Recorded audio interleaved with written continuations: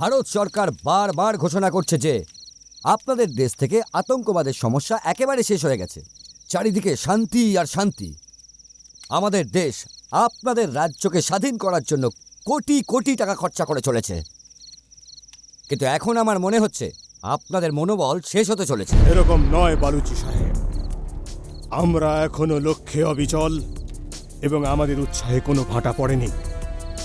আমরা আমাদের রাজ্যকে হিন্দুস্তান থেকে আলাদা করেই ছাড়ব। এই হিন্দুস্তানি সরকার আমাদের কি দিয়েছে? এই জমি, যাকে সবাই ভূস্বর্গ বলে।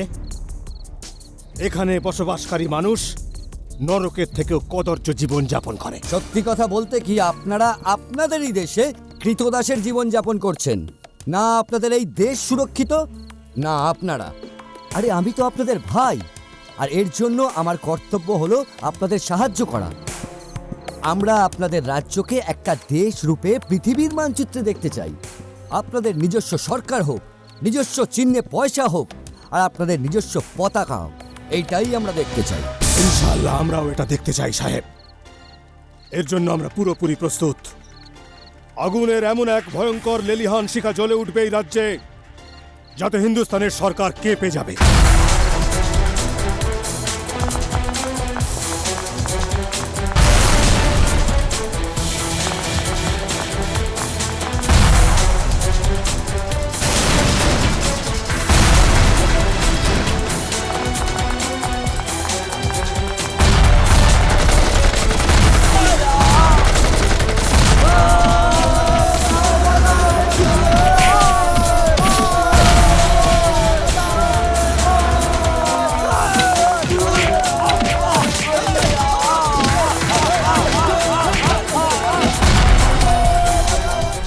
এটা তো আমরা হাজারবার বলেছি, এই রাজ্য, আমাদের এই দেশ ভারতবর্ষের একটা অটুট অংশ, আর এটা আমরা আমাদের দেশ থেকে আর কোনো মতেই আলাদা হতে দেব না।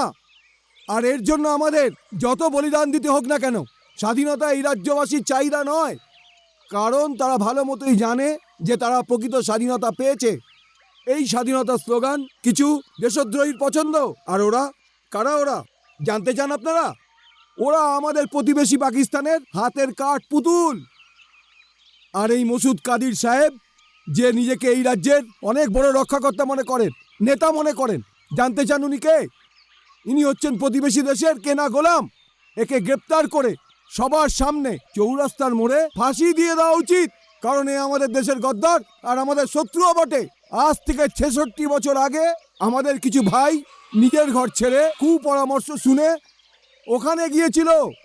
আজ ওরা ওদেশে ম্লেচ্ছ উদ্বাস্তুও বটে। আর আজ আপনারা ভারতবাসী হওয়াতে গর্ববোধ করা উচিত। এর জন্যই আমাদের ডাক্তার ইকবাল ঠিকই বলেছেন, সত্যি বলেছেন, সারে জাহা সে আচ্ছা হিন্দুস্তান হামারা।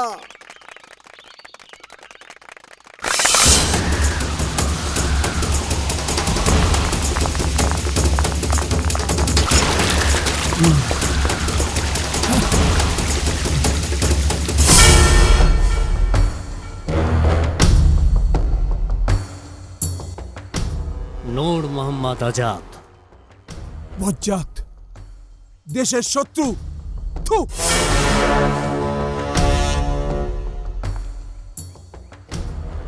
মাসুদ কাদির দেশের বিশ্বাসঘাতক। ওকে সবার সামনে ফাঁসি দিয়ে দেওয়া উচিত। এটাই বলেছিলি না তুই তোর ইন্টারভিউতে? হ্যাঁ, এটাই বলেছিলাম। তাহলে তুই কে? ভারতীয় রাজতন্ত্রের দালাল? দেশকে বেচে দেওয়ার সওদাগর? আসনের লোভী লিডার? গদ্দার আমি না, গদ্দার তুই।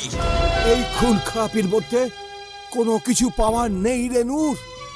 আমি জানি সুলতান বলছি তোকে বেইমানির রাস্তায় অনেক অনেক দূর নিয়ে গেছে, কিন্তু এখনো কিছু বিগ্রহীনি। চলে আয় আমাদের সাথে, আর একজন সত্যিকারের ভারতবাসী হয়ে বাঁচতে শেখ, আর নিজেকে আইনের কাছে সঁপে দে। আইন? থু! এই সময় তো আমি তোকে মৃত্যুর কাছে পাঠাতে চাই। স্বাধীনতার রক্ত চাই, স্বাধীনতার জন্য রক্তে স্নান করতে হয়, আর রক্ত দিতেও হয়। বিগত 4 দিনের মধ্যে ওরা অনেক বড় বড় মানুষকে গুলি করে ঝাঁঝরা করে দিয়েছে। বিভিন্ন জায়গায় বোমার বিস্ফোরণ হচ্ছে, আর সাধারণ মানুষগুলো এত আতঙ্কিত যে তারা ঘর থেকে বাইরেই বেরোতে পারছে না। সব কাজকর্ম বন্ধ হয়ে গেছে। খবরের কাগজগুলোতে বড় বড় অক্ষরে লেখা হয়ে গেছে এই রাজ্যতে আইন ও শৃঙ্খলা বলে কোনো জিনিসই নেই। এখানে তো সন্ত্রাসবাদের রাজত্ব চলছে। দিল্লি থেকে আমার কাছে বারবার ফোন আসছে, আর আমি তার জবাবদিহি করতে করতে পরিশ্রান্ত হয়ে যাচ্ছি। সন্ত্রাসবাদের ঝড় আমাদের রাজ্যের শান্তি নষ্ট করেছে। যত তাড়াতাড়ি সম্ভব তা রুখতে হবে, না হলে আমাকে অবিলম্বে স্বরাষ্ট্রমন্ত্রীর পদ থেকে পদত্যাগ করতে হবে। পুলিশ তার নিজের কাজ খুব দায়িত্ব সহকারেই করছে স্যার। আমরা ওদের অনেক ঠিকানায় তল্লাশিও চালিয়েছি। দুর্ভাগ্যবশত ওরা বারবার পালিয়ে গেছে। আপনারা যে করেই হোক মাসুদ কাদির আর নূর মোহাম্মদ আজাদকে অবিলম্বে গ্রেপ্তার করার ব্যবস্থা করুন। ওদের দুজনের জন্যই সন্ত্রাসবাদ এ রাজ্যে আবার মাথাচাড়া দিয়ে উঠেছে।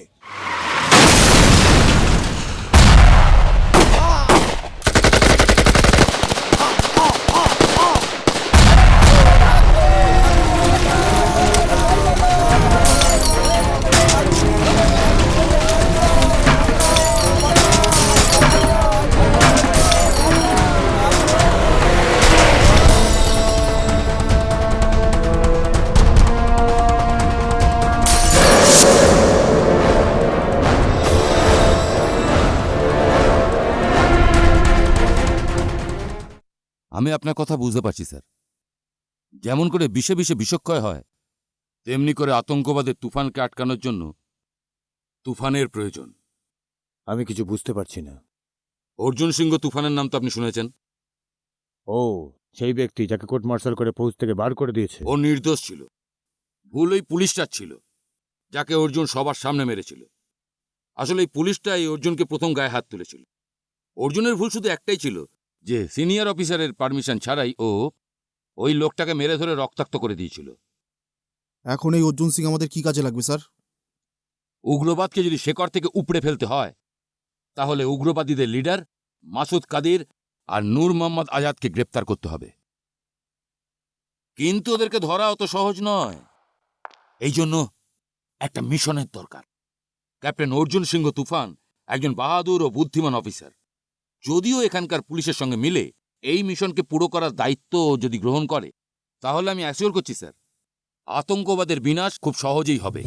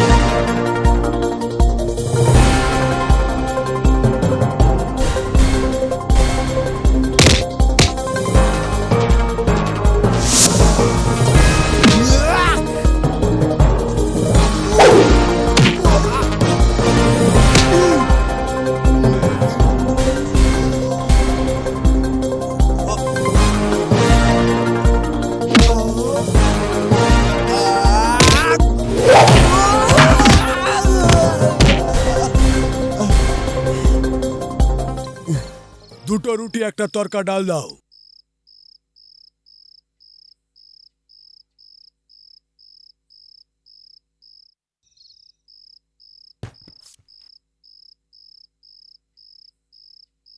Thank you very much captain Arjun Singh.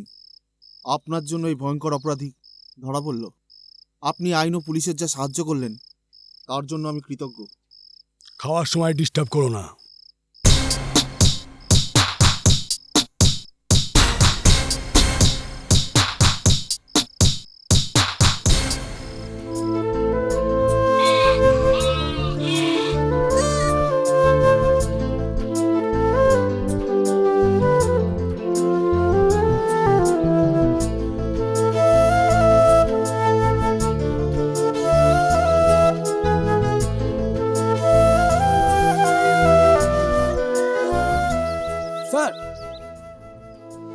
Major is call you.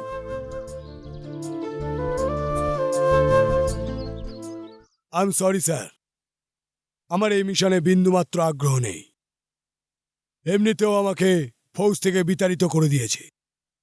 আপনি এই দায়িত্বটা অন্য কোনো বড় অফিসারকে দিয়ে দিন। অর্জুন, আমার চোখের সামনে উগ্রবাদীদের যোগ্য জবাব দেওয়ার জন্য তোমার চেয়ে ভালো আর যোগ্য অফিসার আর কেউ নেই। পুরনো কথা ভুলে যাও, এখন এই রাজ্যে তোমাকে খুব প্রয়োজন। স্যার, যখন আমাকে কোর্ট মার্শাল করে ফৌজ থেকে তাড়িয়ে দেওয়া হয়েছিল তখন আমাকে কারোর প্রয়োজন ছিল না, না এই ফৌজের, না এই রাজ্যের, না এই দেশের। আমি একটা জলজান্ত মানুষ স্যার, কোনো মেশিন গান নই যেটা শুধুমাত্র প্রয়োজন হলেই উঠিয়ে চালিয়ে দিলেন। তুমি আমাকে বাধ্য করো না অর্জুন, তুমি তো ভালোভাবেই জানো ফৌজের আইন অনুযায়ী আমি জবরদস্তি তোমাকে এই মিশনের জন্য রাজি করাতে পারি। অবশ্যই আপনি আমায় জোর করে মিশনের জন্য রাজি করাতে পারেন, শুধু শরীরটাকে, তো আত্মাকে নয়। এটাও আপনি ভালো করে জানেন যে লড়াইয়ে সৈনিকের মনের ইচ্ছাই থাকে না, সেই লড়াই কোনোদিন জেতা সম্ভব নয়। I am sorry to disobey you sir.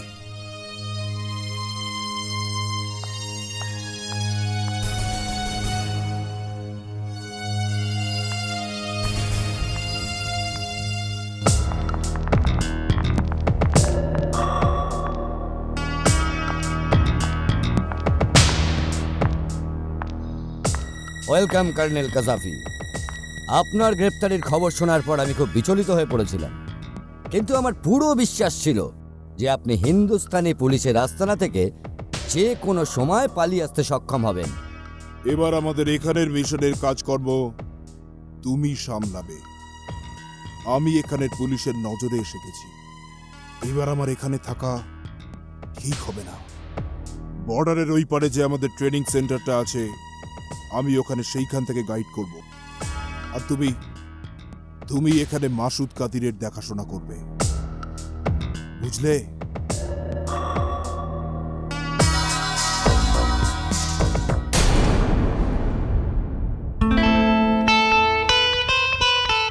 কতদিন জ্বালাবে আমাকে? তোমার আমার প্রতি একটুও নজর নেই, কিন্তু আমিও হার মানতে রাজি নই। মানলাম তোমাকে সময় পাথর বানিয়ে দিয়েছে, কিন্তু আমিও আগুন, তোমাকে গলিয়েই ছাড়ব।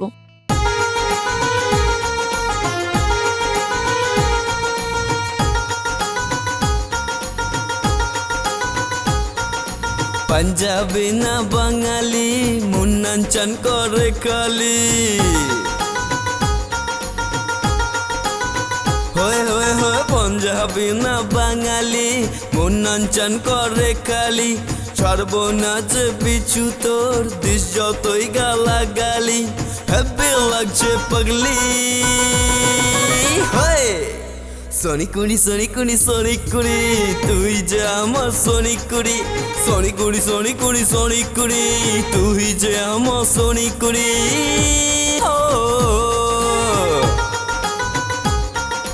বাজে কথা বলিস না, পিছু পিছু ঘুরিস না,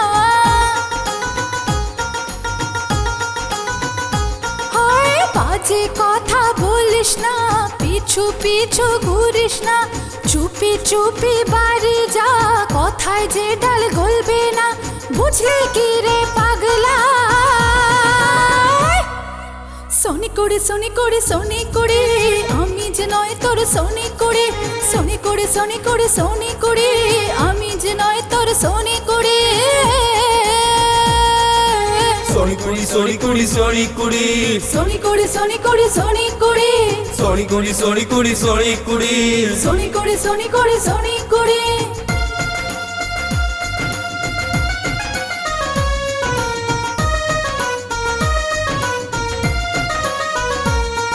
अरे चिकनी बदन हाय होय रब्बा, सेक्सी चलन हाय होय रब्बा, ভালোবাসি তোকে যে কি করি বল, তুই এখনই ডুবে মরি, পারবো না রে পাগলি। সনিকুনি সনিকুনি সনিকুনি তুই যে আমার সনিকুনি সনিকুনি সনিকুনি সনিকুনি তুই যে আমার সনিকুনি হো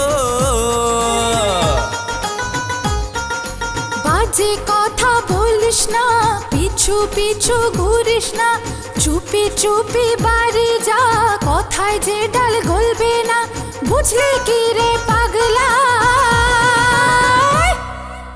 সনি করে সনি করে সনি করে আমি যে নয় তোর সনি করে, সনি করে সনি করে সনি করে আমি যে নয় তোর সনি করে।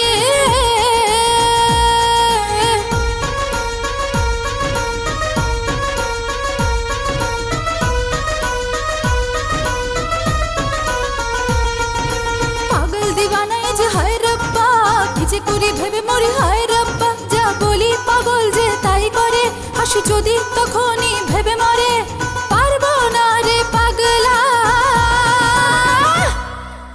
সনি করে সনি করে সনি করে আমি যে নয় তোর সনি করে, সনি করে সনি করে সনি করে আমি যে নয় তোর সনি করে।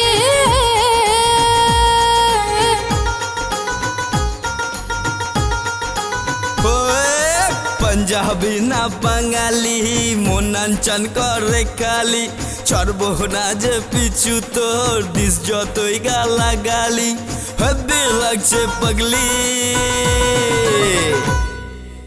সনিকুনি সনিকুনি সনিকুনি তুই যে আমার সনিকুনি সনিকুনি সনিকুনি সনিকুনি তুই যে আমার সনিকুনি। বাজে কথা বলিস না, পিছু পিছু ঘুরিস না, চুপি চুপি বাড়ি যা, কথায় যে ডাল গলবে না, বুঝলি কি রে পাগলা। সনি করে সনি করে সনি করে আমি যে নয় তোর সনি করে।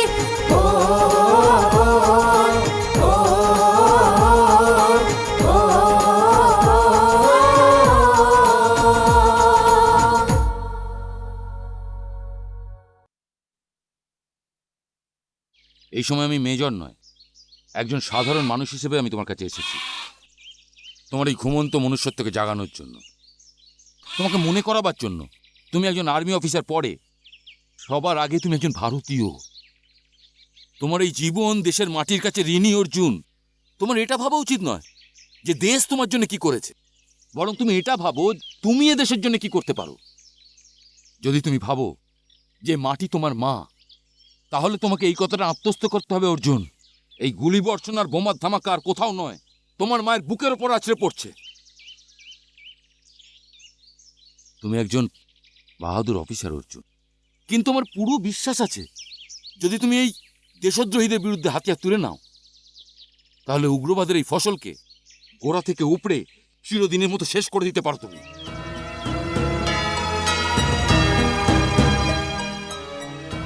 আপনি ঠিক বলেছেন স্যার। আমার অন্তরে সেই দেশপ্রেমিক মানুষটা হাউস থেকে বের করে দেওয়ার পর মারা গেছিল। আজ আপনি ওটাকে নতুন করে জাগিয়ে তুললেন। কিন্তু আমার একটা শর্ত আছে স্যার, এই লড়াই আমি আমার মতন করে লড়ব।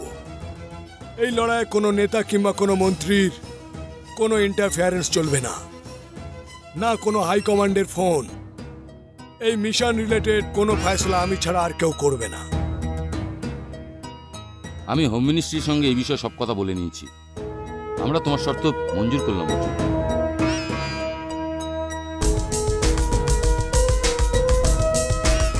Thank you sir. Welcome sir, I am inspector ননিপাল।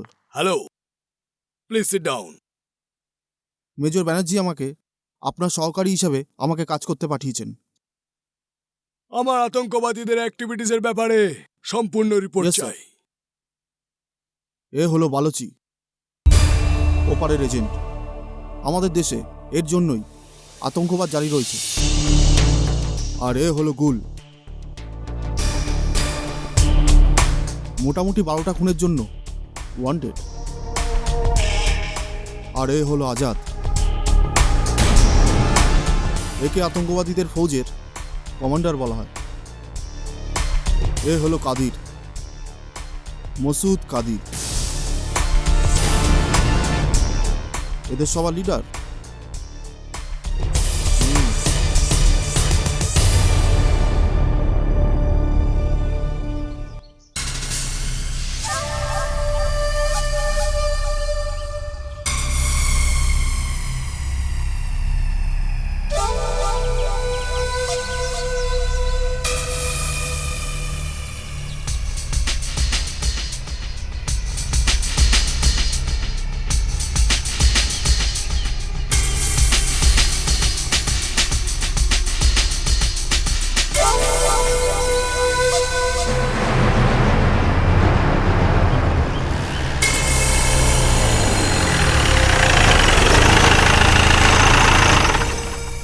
সালাম আলাইকুম।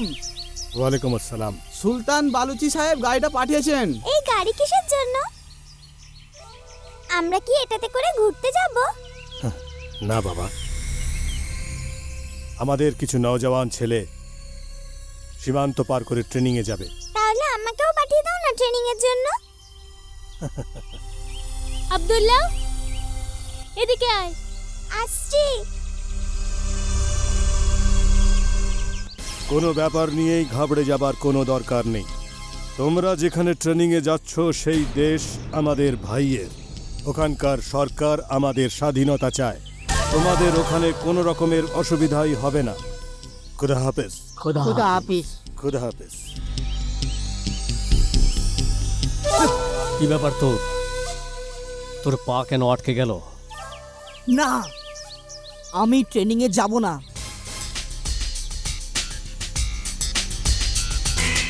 আমি জিজ্ঞেস করছি কিসের জন্য এই যুদ্ধ চালানো হচ্ছে? কি স্বাধীনতা চান আপনারা? এই দেশটা স্বাধীন, আর স্বাধীন দেশের স্বাধীন নাগরিক আমরা। তাহলে এই লড়াই কেন? তোর বয়স এখনো অনেক কম। সরকার এবং স্বাধীনতার ব্যাপার তোর মগজে এখন ঢুকবে না। ৬৬ বছর আগে দিল্লি থেকে যে স্বাধীনতা শুরু হয়েছিল তা আজ পর্যন্ত এখানে পৌঁছয়নি। আমি এবং আমাদের লোক আজও গোলামের থেকেও খারাপ জীবন যাপন করছে। We are second class citizen of this country. যা, গাড়িতে গিয়ে বস। আপনারা যাই বলুন, কিন্তু আমি যাব না। দেখ, জেদ করিস না। ময়দানের যুদ্ধে যে সিপাহী একবার পিঠ দেখিয়ে চলে যায় তাকে গুলি করে মারতে হয়। হ্যাঁ, তাহলে চালাও গুলি। আমি তোমাদের গুলি আমার বুকের মধ্যে নিতে পারি, কিন্তু আমার দেশের সঙ্গে আমি গদ্দারি করব না। পাগলামো করিস না। না এই দেশ আমাদের, না এই দেশের মানুষগুলো আমাদের। এখানকার সরকার, এখানকার পুলিশ সবাই আমাদের শত্রু। আমাদের কোনো সাথী যখন পুলিশের গুলিতে মারা যায় তখন সেই লোকটার ভাগ্যে না জোটে কাফন না মাটি। আমার কথা শোন, এখন চলে যা। তুমি যাই বলো, কিন্তু আমি যাব না। I am not convinced. স্বাধীনতা রক্ত চায়। স্বাধীনতার জন্য রক্তে স্নান করতে হয় এবং রক্তটা দিতেও হয়।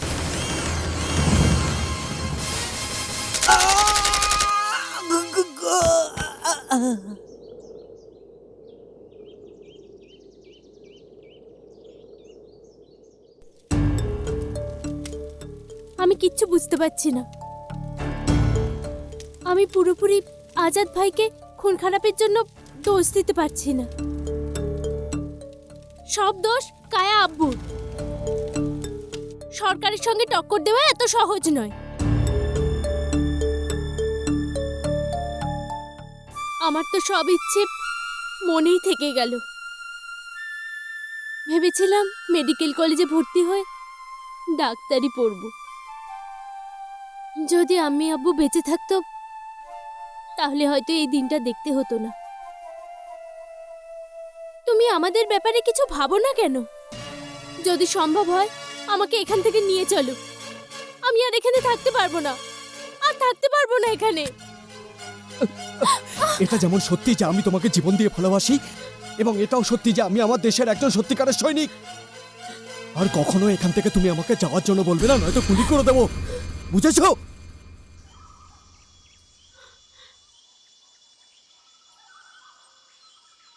ওরা কি ভাবছে কোনো ক্যাপ্টেন তুফানার সাথে আমাদের মুভমেন্ট নষ্ট হয়ে যাবে? কখনোই না। আজাদের কাছে একটু আগে খবর এসেছে কোনো এক ক্যাপ্টেন অর্জুন সিংহ তুফান আমাদের মুভমেন্টকে থামানোর জন্য এবং আমাদের খতম করবার জন্য স্পেশাল মিশনে এসেছে। কাল পর্যন্ত আমরা সরকারের নজরে বিদ্রোহের একটা ছোট্ট আগুনের ফুলকি ছিলাম, কিন্তু আজকে সেটা একটা অগ্রুৎপাতে পরিণত হয়েছে, আর তার উপর লাগাম দেওয়া কোনো অর্জুন সিংহ তুফানের পক্ষে সম্ভব নয় বাবা। একদম সঠিক কথা বলেছ। এই রকম যুদ্ধে এরকম জেদ আর সাহসের প্রয়োজন। এটাকে তোমার বুকে জ্বলন্ত আগুনের মতন রাখবে। ওই ক্যাপ্টেনের কোনো কিছু করার আগেই ওর উৎসাহ শেষ করার জন্য আমাদের এক বড় ধরনের হাঙ্গামা করতে হবে। আমি ভেবে নিয়েছি কাদির সাহেব, কালকে খবরের কাগজে প্রথম পাতায় হোম মিনিস্টারের খুনের খবর থাকবে। পরিকল্পনা তো খুবই সুন্দর, কিন্তু তুমি তো কাল আমার সঙ্গে সীমান্ত পার করে আর্মস ডেলিভারি করতে যাবে, তাহলে এটা করবে কে? এই কাজটা ভুল করবে।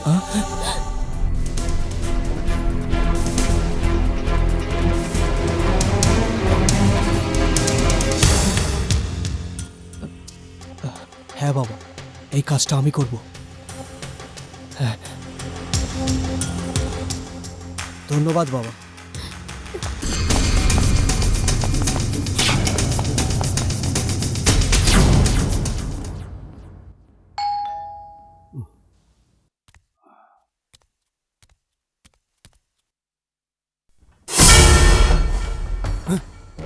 একটাও কথা বলবেন না, গুলি করে দেবো। এখন আমি যা বলছি তাই করুন। চলুন আমার সাথে।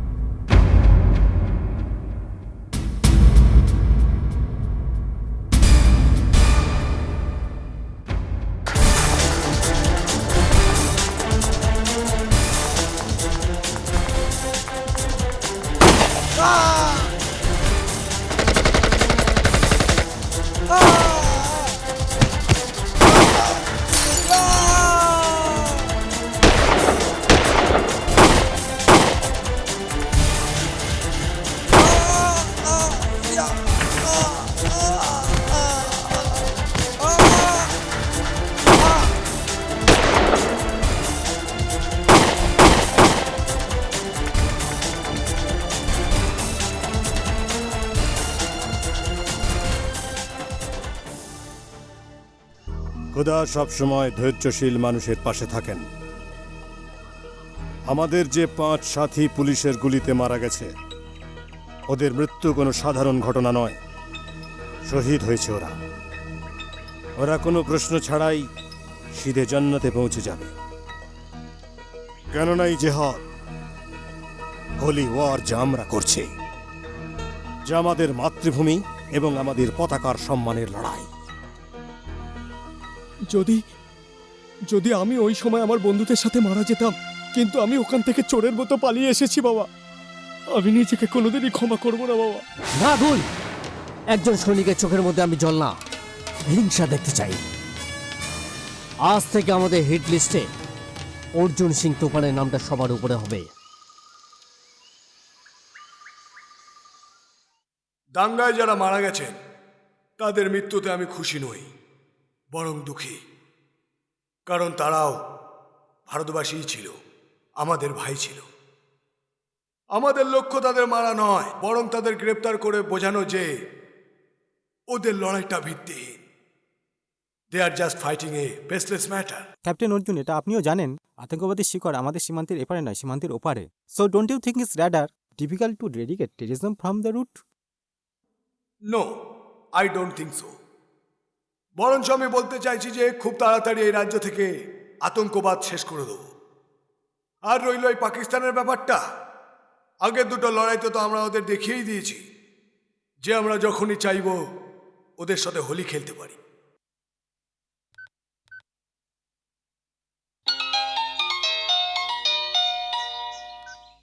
হ্যালো। হাই অর্জুন, আমি Sonia. Hi, how are you? I am proud of you.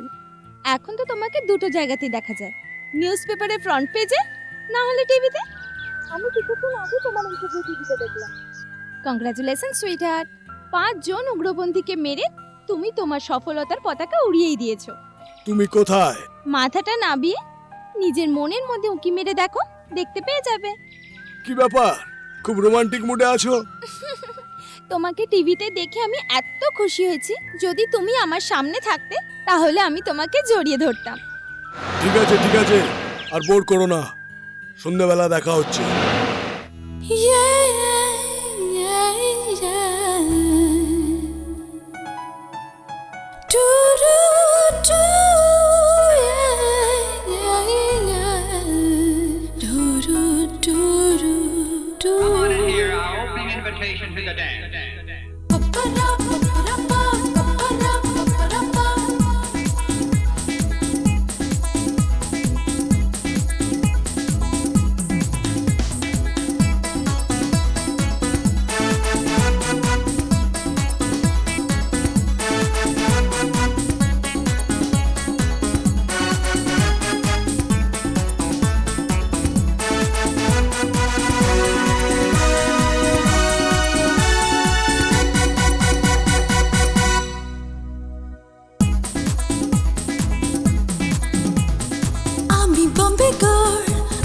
Bombay girl, look me baby, I'm a Bombay girl, love me baby,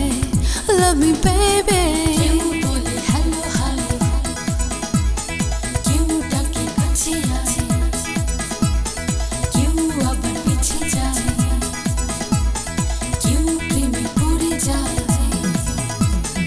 I'm a Bombay girl, look me baby, I'm a Bombay girl, love me baby, Bombay girl, Bombay girl, Bombay girl, Bombay girl, Bombay girl, Bombay girl, Bombay girl, Bombay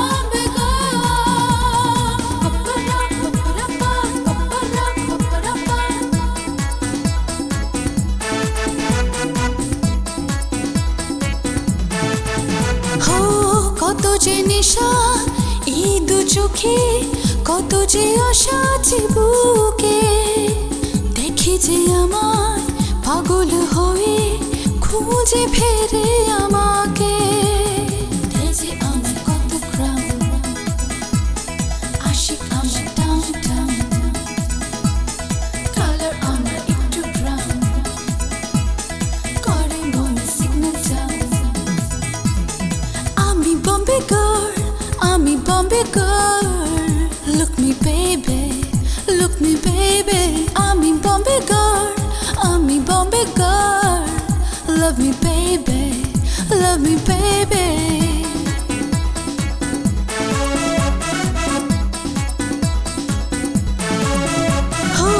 চাই যেখানে হাঙ্গামা করি, এমনই আমার জওয়ানি, মনেতে শুধু পাওয়ার আশা, মুখেতে আমার কাহানি। আমার জন্য আমার জাদু হয়ে যায় সবাই বেকাবু, চ্যালেঞ্জ না বাবু, হয়ে যাবে নিচে কাবু। আমি Bombay girl, look me baby, I'm a Bombay girl, love me baby, क्यों बोले hello hello, क्यों डाके काछे आए, क्यों आबार पीछे जाए, क्यों प्रेमे पड़े जाए। Bombay girl, Bombay girl, Bombay girl, Bombay girl, Bombay girl, Bombay girl, Bombay girl, Bombay girl।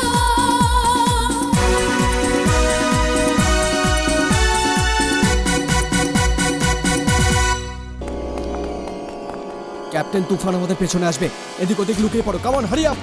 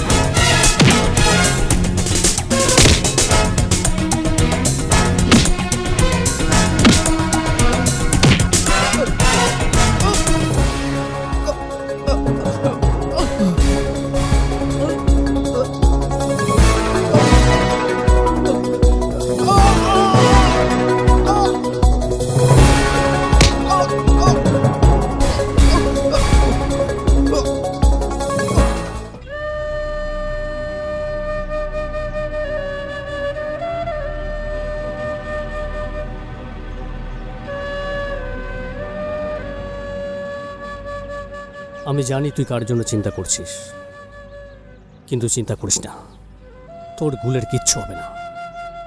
আমি ওকে ফিরিয়ে আনবো। শুনেছি পুলিশের লোকেরা আতঙ্কবাদীদের এনকাউন্টারে মেরে ফেলে। তোকে এটা কে বললো যে আমরা আতঙ্কবাদী? আমরা তো আমাদের অধিকারের জন্য লড়ছি। গুল যদি পুলিশের হাতে মারা যায় তবুও তার মৃত্যু বিফলে যাবে না। একটা সৈনিকের রক্ত যখন মাটিতে পড়ে তখন তা ব্যর্থ হয় না, ও আকাশের বুকে তারা হয়ে জ্বলতে থাকবে। কাঁদিস না তুই, সব ঠিক হয়ে যাবে।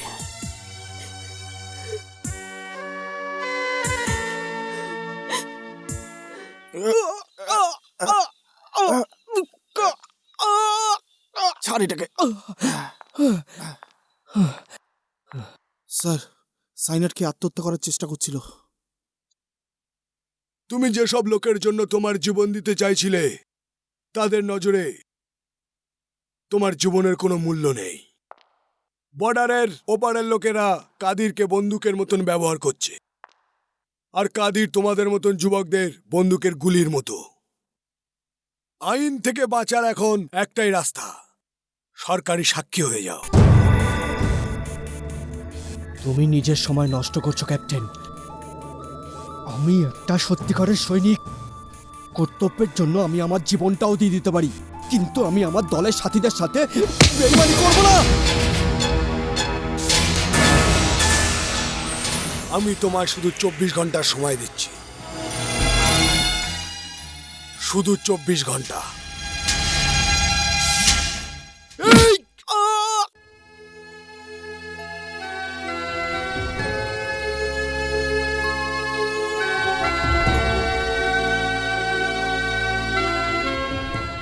কি সিদ্ধান্ত নিলে তুমি?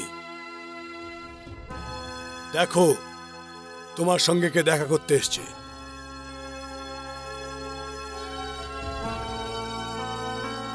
আমি? আমাকে মা বলবার অধিকার তো নেই। আমি তো শুধু 9 মাস গর্ভে রেখে তোকে জন্ম দিয়েছিলাম, কিন্তু যে ভারত মা তোকে 21 বছর বুকে ধরে আগলে রাখলো, আরে তুই ওরই হতে পারলি না, তাহলে আমার জন্য তোর মনের মধ্যে কি জায়গা থাকবে? আমি তোকে কোনো উপদেশ দিতে আসিনি, শুধু শেষবারের মতো আমার ছেলের মরা মুখটা দেখতে এসেছি। এমন কথা বলুন না আম্মি। একদম ঠিক বলেছেন মা, এটা আমাদের দেশের সৌভাগ্য। আমাদের দেশের কোনো মা তার নিজের ছেলেকে বেঈমান রূপে দেখতে পছন্দ করেন না। তুমি মা আর আমাদের দেশ দুজনকে অসম্মান করেছো। একটা কথা মনে রেখো গুল, যে মা তার সন্তানকে মন থেকে দূরে সরিয়ে দেয় না, তার কোনো জায়গায় ঠাঁই নেই, না এই পৃথিবীতে না উপরের দুনিয়ায়। এখনো কিচ্ছু নষ্ট হয়নি, এখনো কিচ্ছু নষ্ট হয়নি গুল। বাবা, এটাতেই তোর মঙ্গল। ক্যাপ্টেন সাহেব আমাকে কথা দিয়েছেন, ইনি তোকে ছেড়ে দেবেন। আম্মি আমাকে ক্ষমা করে দাও, আমাকে ক্ষমা করে দাও। ঠিক আছে ক্যাপ্টেন, আমি সবকিছু বলে দেবো, সবকিছু বলে দেবো আমি। হ্যাঁ। হ্যালো নূর মোহাম্মদ আজাদ, আমাদের লড়াই তোমার সঙ্গে নয়, তোমার সরকারের সঙ্গে। যদি বাঁচতে চাও তো 24 ঘন্টার মধ্যে গুলকে ছেড়ে দাও, না হলে কুকুরের মতন মারা যাবে। তুমি একটা ফৌজিকে ধমক দিচ্ছ আজাদ, তাও আবার পাগল ফৌজিকে। আজাদ, আমি তোমার সঙ্গে কোনো কথা বলতে চাই না। যদি গুলকে না ছাড়ো তাহলে দেশের বুকে শহীদ হবার জন্য প্রস্তুত থেকো। আমি তোমার সাথে দেখা করে কিছু কথা বলতে চাই। কথা বলতে চাও না, আমার বুকটা তোমার গুলিতে ঝাঁঝরা করে দিতে চাও। আমি তোমাদের চাল ভালো মতনই জানি তুফান, আমি তোমার সঙ্গে দেখা করতে চাই না, বুঝলে? তুমি আমাকে চিনতে ভুল করছো আজাদ। হিংসার উপর ভিত্তি করে আজ পর্যন্ত কোনো সমস্যার সমাধান হয়নি। আমি কোনো ফৌজি নয়, একজন নাগরিক হিসাবেই তোমার সঙ্গে দেখা করতে চাই। আমি তোমাকে কথা দিচ্ছি, আমি একা আসবো এবং খালি হাতেই আসবো। ঠিক আছে, কিন্তু একটা কথা মনে রেখো, যদি বেশি চালাকি করার চেষ্টা করো তবে তার পরিণাম এত ভয়াবহ হবে যে তুমি কল্পনাই করতে পারবে না। দেখা করার জায়গা এবং সময় আমি তোমাকে বলবো।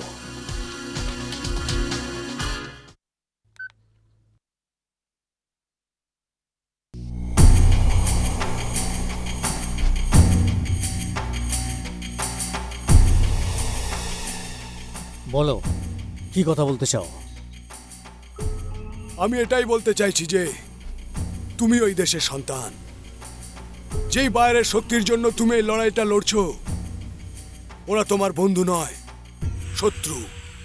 তোমাদের স্বাধীনতা ওদের উদ্দেশ্য নয়, ওদের উদ্দেশ্য হলো শুধু আমাদের দেশে আতঙ্কবাদকে জিইয়ে রাখা। তোমার জন্য এটাই ভালো হবে যে তুমি তোমার সঙ্গীদের নিয়ে আত্মসমর্পণ করো। আমি তোমাকে কথা দিচ্ছি, তোমাদের কোনো শাস্তি হবে না। তোমরা সবাই আবার নতুন করে সম্মানের সঙ্গে জীবন কাটাতে পারবে। মনে হচ্ছে তোমাদের সরকার আমাদের শক্তি দেখে ভয় পেয়ে গেছে ক্যাপ্টেন। এই জন্য তোমাকে অহিংসার অবতার হিসেবে এখানে পাঠানো হয়েছে।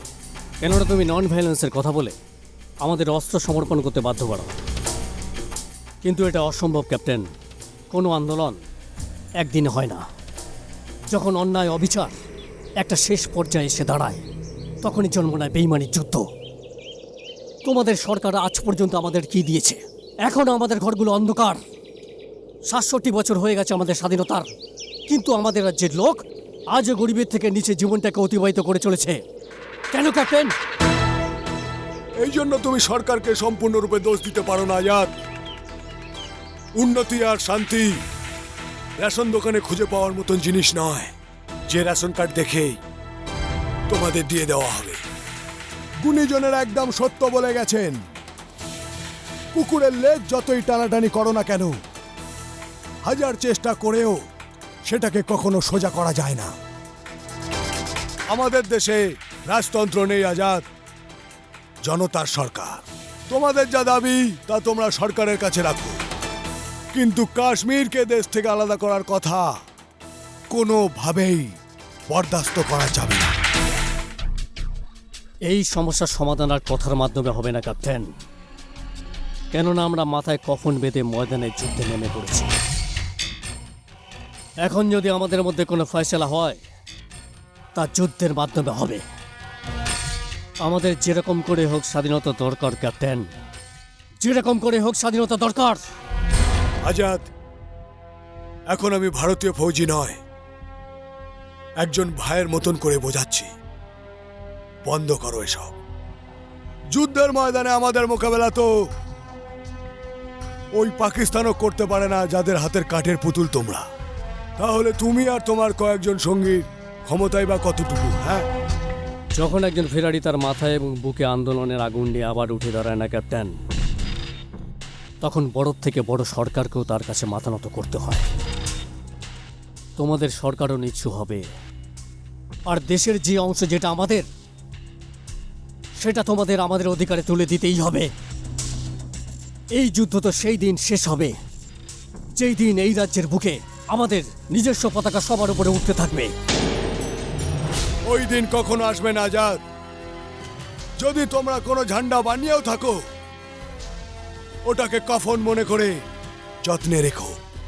আর গিয়ে ওদেরকেও বলে দাও যারা তোমার পিছনে আছে যে ভারতের মাটিতে তিরঙ্গা ছাড়া অন্য কোনো ঝান্ডা কোনোদিনও উড়বে না। আরেকটা কথা কান খুলে শুনে রাখো, শহীদের রক্ত দিয়ে বানানো এই তিরঙ্গা ভারত মায়ের শান্তির আঁচল। এর ছত্রছায়া থাকবে তো বেঁচে থাকবে, নাহলে এমন ভাবে নিশ্চিহ্ন হয়ে যাবে যে তোমাদের কোনো অস্তিত্বই থাকবে না এই পৃথিবীর বুকে।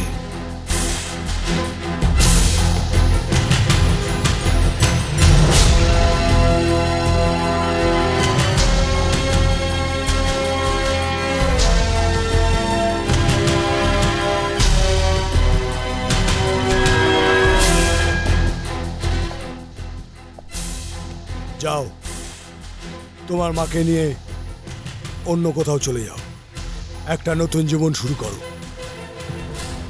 স্যার, আমি তোমার প্রতি কোনো করুণা করিনি। থ্যাঙ্কস।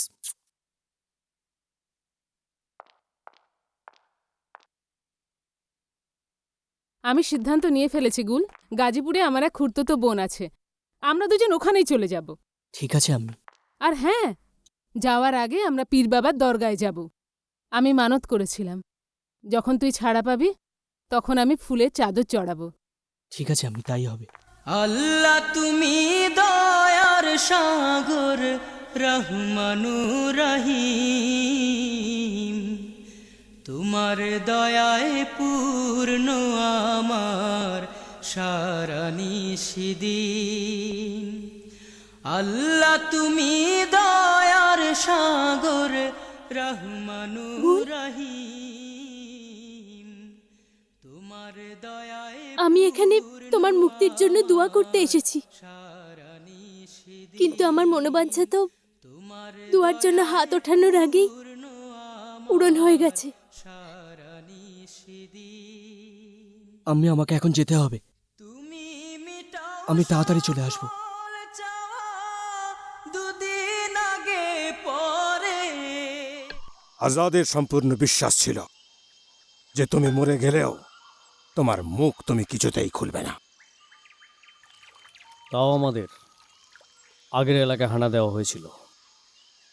এটা তো ভালো হয়েছে গুল যে আমরা সঠিক সময় সেখান থেকে বেরিয়ে এসেছিলাম, না হলে মারা যেতাম। গুল, একটা কথা বলো তো, তুমি ওখান থেকে পালালে? পুলিশের লোকজনদের মেরে পালিয়েছে আজাদ ভাই, যদি না পালাতাম তো ওরা আমাকে মেরে দিত। You are done a good job. Police বাহিনীকে মেরে পালানো কি অত সোজা কাজ? আমাদের এই মুভমেন্টের জন্য তোর মতো সাহসী ছেলের খুবই দরকার। খুবই ক্লান্ত দেখাচ্ছে, বিশ্রাম কর। আজাদ,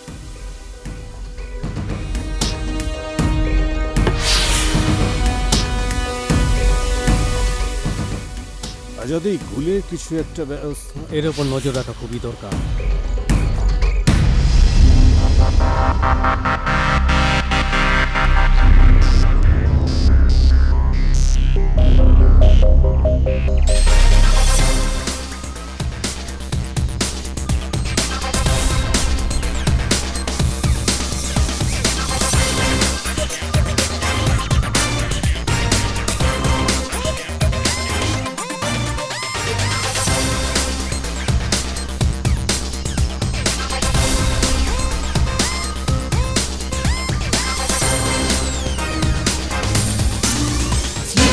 তাসলিম, এদিকে আসো, এদিকে আসো। কি ব্যাপার? তাসলিম, আমি বাবা আর আজাদ ভাইয়ের কাছে মিথ্যা কথা বলেছি যে পুলিশের লোকজনদের মেরে আমি পালিয়ে এসেছি, কিন্তু আসলে ক্যাপ্টেন অর্জুন সিংহর মতো ভালো মানুষের জন্যই আমি এখানে আসতে পেরেছি। হে আল্লাহ! তাসলিম, পুলিশ অত নিষ্ঠুর নয় যেটা আমাকে বলা হয়েছিল, কিন্তু আমার চোখ খুলে গেছে। চলো এখান থেকে পালাতে হবে তাসলিম, চলো পালাতে হবে, চলো। ওই দেখো পালাচ্ছে, চলো।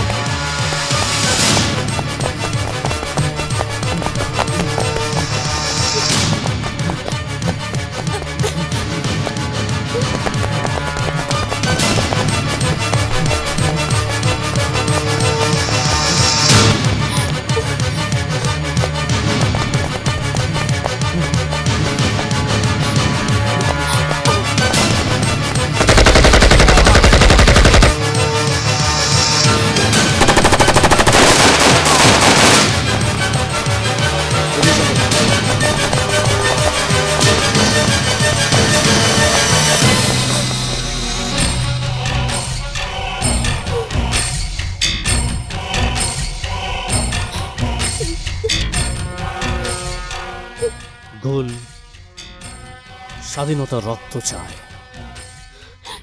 স্বাধীনতার জন্য রক্তে স্নান করতে হয়, রক্ত দিতেও হয়।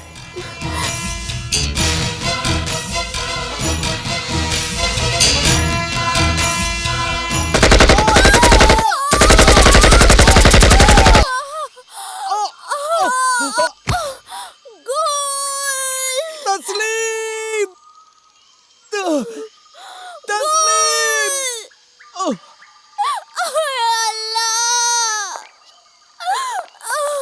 ননি বল, একে তাড়াতাড়ি হাসপাতালে নিয়ে যাও।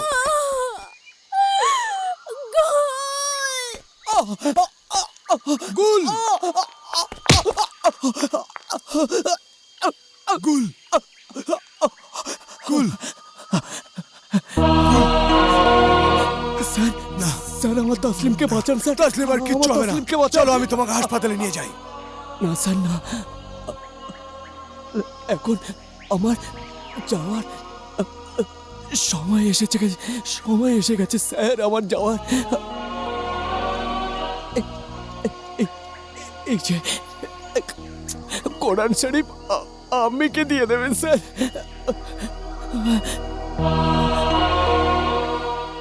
আপনি তো আমাকে মাফ করে দিয়েছেন স্যার, কিন্তু বোধহয় ওই আল্লাহর সামনে আমার দোষ ক্ষমার যোগ্য ছিল না বোধহয় স্যার। না গুল, প্রায়শ্চিত্তের চোখের জলে সব পাপ দিয়ে যায়। বেঁচে থাকতে আমি একটা গদ্দার ছিলাম, কিন্তু কিন্তু মরার সময় আমি একটা সত্যিকারের হিন্দুস্তানি হয়ে মরতে চাই স্যার, সত্যিকারের হিন্দুস্তানি হয়ে। জয় হিন্দ।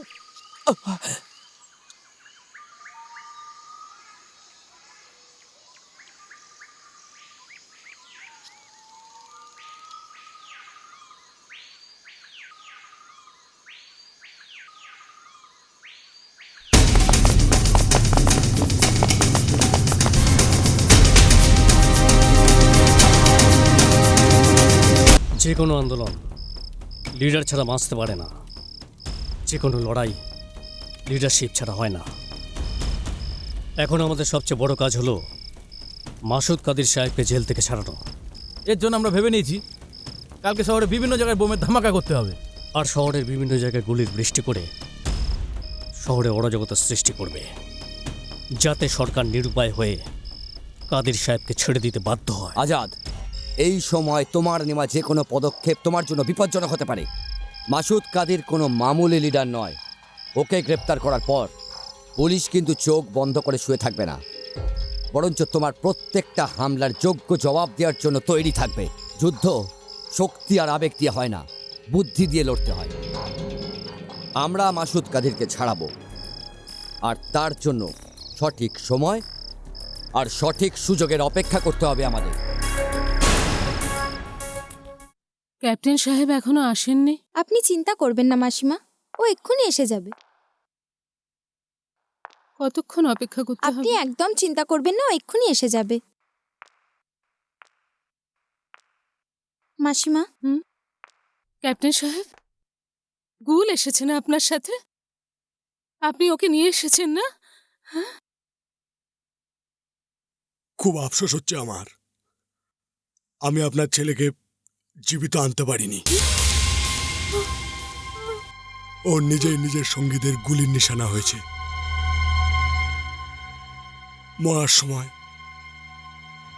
এই মহান বইটি ও আমাকে সঁপে গেছে। আপনি এটাকে রেখে দিন।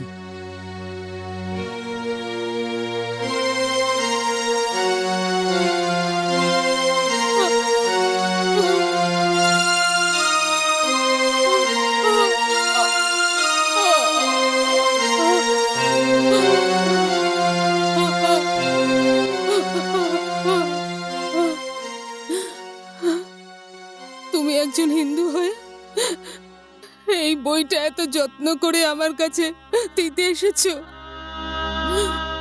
আর ওই লোকেরা যারা নিজেদেরকে সাচ্চা মুসলমান বলে,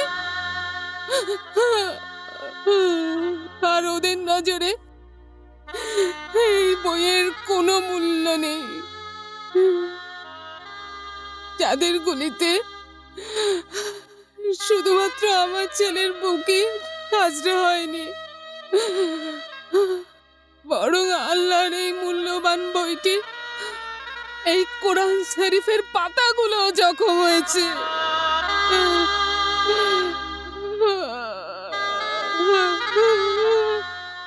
যেসব মুসলমান হিন্দুদেরকে শত্রু মনে করে, তাদেরকে আমার ছেলের মৃত্যু থেকে শিক্ষা নেওয়া উচিত। তার জীবন কোনো হিন্দু নয়, বরং তার জীবন এক মুসলমানই নিয়েছে। কতদিন অন্ধ হয়ে থাকবে এই দেশের লোক? কবে চোখ খুলবে আমাদের এই দেশের লোকদের? কবে? ভেঙে পড়বেন না মা। এরা না হিন্দু ছিল না মুসলমান, এরা শুধু আতঙ্কবাদী। এদের না আছে কোনো ধর্ম, না আছে কোনো মনুষ্যত্ব। চলুন মা, আপনার ছেলে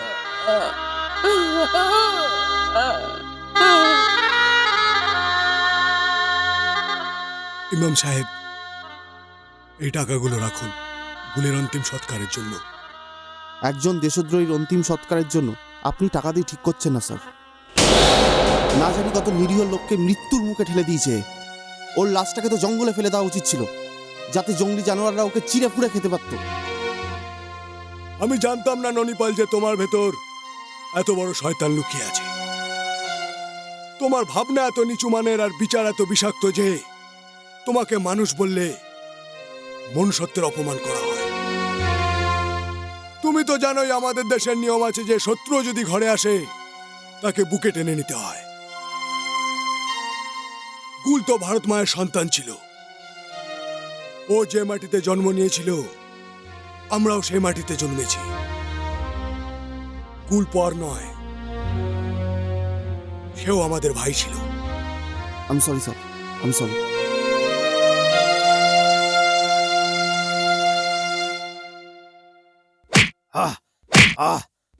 হ্যাঁ ইন্সপেক্টর,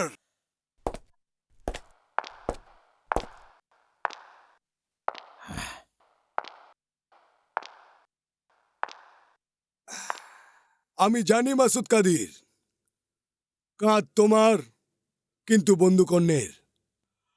আর ওই প্রতিবেশী দেশ যারা তোমাকে মোহরার মতন ব্যবহার করছে তারাও অনেক বড় ভুল করছে। তোমরা এটা ভাবছো কি করে? এই সামান্য কয়েকজন লোকজন নিয়ে এই কাশ্মীরকে ভারত থেকে আলাদা করে দেবে? বিশ্বাস তো এটাই করি ক্যাপ্টেন অর্জুন। আমার পুরো বিশ্বাস আছে আমাদের খোদাই জেহাদে সফল হতে আমাদের সম্পূর্ণ সাহায্য করবেন। This is not a holy war. এটা আন্দোলন নয় মিস্টার কাদির, এটা বিশ্বাসঘাতকতা নিজের দেশের সাথে, নিজের জন্মভূমির সাথে। তোমাদের ধর্মে তো লেখা আছে নিজের দেশের প্রতি সহানুভূতিশীল থাকতে। আমরা কি করে এটাকে নিজের দেশ বলে মেনে নেব? এখানকার সরকার না তো আমাদের মাতৃভূমিকে রক্ষা করতে পারে, আর না আমাদের মাতৃভূমির জনসাধারণকে। I know mister Masud Kadir, তুমি কি বলতে চাইছো আমার জানা আছে। কিন্তু একটা কথা তুমি জেনেও একবার জেনে নাও, India is the best democracy in this world. Bharat এমন এক দেশ যেখানে সব ধর্মের লোকেদের নিজেদের ধর্ম স্বাধীনভাবে পালন করার অধিকার আছে। আর তুমি যে দেশের কথা বলছো না, ওখানে নিজেদের ধর্মের লোকদেরই জীবন নিচ্ছে। এই দেশে তোমাদের কোনো বিপদ নেই। তুমি পথভ্রষ্ট, তবুও ভারতীয়। এই জন্য তোমায় একটা উপদেশ দিচ্ছি, খবরের কাগজের মাধ্যমে তোমার সঙ্গীদের বলো তারা যেন অস্ত্র ছেড়ে দিয়ে নিজেদেরকে আত্মসমর্পণ করে। তুমি বা তোমার সাথী যেই হোক, যাবজ্জীবন বা ফাঁসির শাস্তি হবে না, সব থেকে কম শাস্তি পাবে। তাদের নতুন জীবন শুরু করার সুযোগ দেওয়া হবে। এটা ক্যাপ্টেন অর্জুনের কথা। বিপ্লবের এই অগ্নিশিখাকে কোনোভাবেই থামিয়ে দেবার ক্ষমতা তোমার নেই ক্যাপ্টেন অর্জুন। যদি তুমি সত্যি চাও যে আমরা অস্ত্র সমর্পণ করি, এ লড়াই বন্ধ করে দিই, তো যাও দিল্লি, যাও তোমাদের প্রধানমন্ত্রীর কাছে, আর ওনাকে বলো এই রাজ্যকে টুকরো করে এই দেশ থেকে আলাদা করে দাও, আমাদের হাতে তুলে দাও, আমাদের স্বাধীন করে দাও। তোমার এই স্বপ্ন কোনোদিন সত্যি হবে না কাদির। তুমি কি ভেবেছো এই দেশের স্বাধীনতা আমরা লালিপপ খেয়ে পেয়েছি? হ্যাঁ, অনেক রক্ত ঝরিয়ে পেয়েছি। এটা শহীদের দেশ। এই দেশের মাটিতে আজও নেতাজি সুভাষচন্দ্র বোস, মৌলানা আবুল কালাম আজাদ, শহীদ ভগৎ সিং এর মতন অনেক লোক আছেন যারা নিজের দেশের জন্য হাসতে হাসতে নিজের জীবন উৎসর্গ করতে পারেন। তোমরা এবং তোমাদের পিছনে যে দেশ আছে তার সামর্থ্যই বা কতটা। আমি ঘোষণা করছি, যে চোখ ভারতের দিকে উঠবে তা উপড়ে নেওয়া, যে পা ভারতের দিকে এগিয়ে আসবে তা কেটে ফেলা হবে। স্বাধীনতার পর থেকে এখনো কারো সাহস হয়নি যে এই রাজ্যকে দেশ থেকে আলাদা করবে।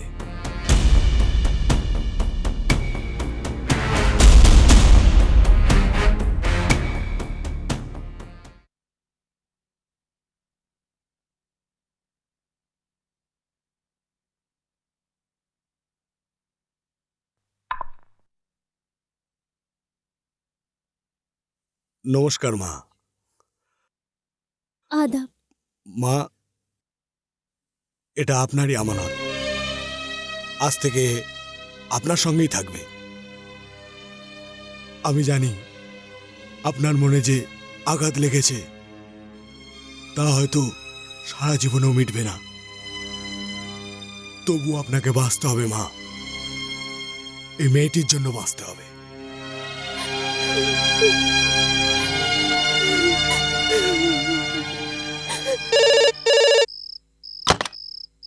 হ্যালো, নূর মোহাম্মদ আজাদ, এখন তুমি মৃত্যুর কাছাকাছি বসে আছো ইন্সপেক্টর।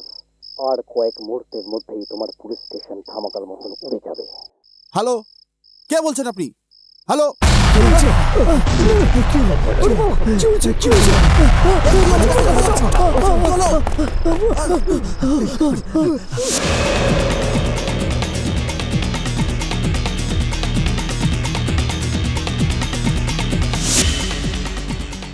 কাদের সাহেব কোথায়? এখানে নেই। কখন থেকে? জানি না। ঝাঁঝরা করে দাও সবাইকে।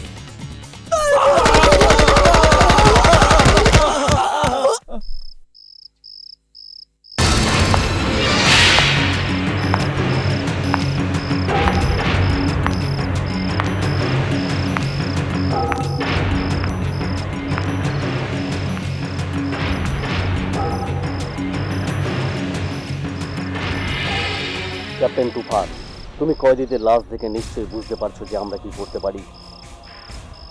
আগামী দুদিনের মধ্যে যদি তুমি আমাদের লিডারকে না ছাড়ো, তাহলে প্রত্যেকটা গলি, প্রত্যেকটা পাড়ায় একটা করে লাশ দেখতে পাবে তুমি।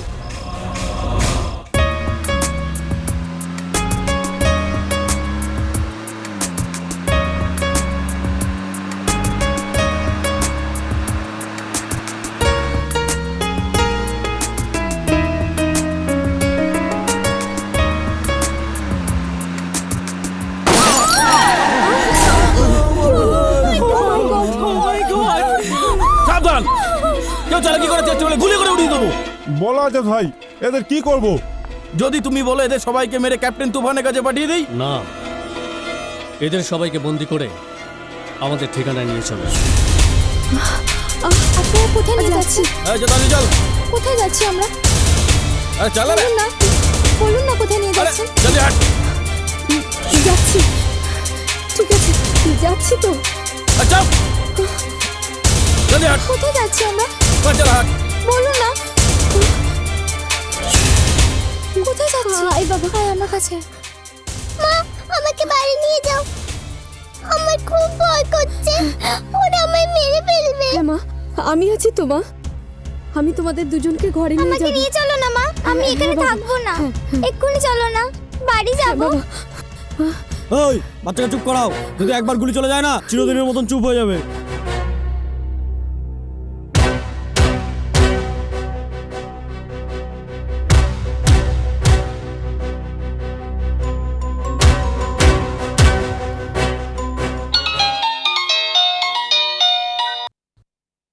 হ্যালো, ভিডিও ক্যাসেটটা তো তুমি দেখেই নিয়েছো তুফান।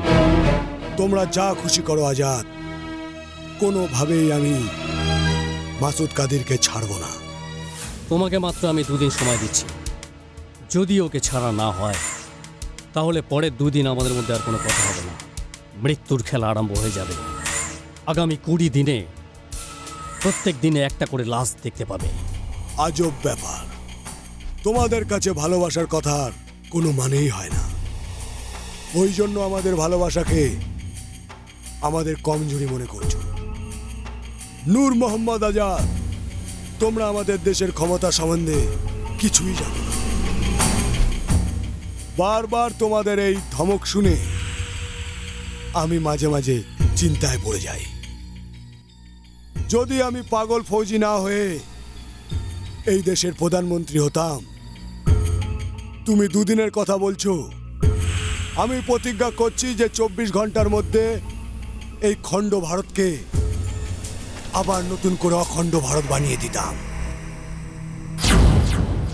চলো।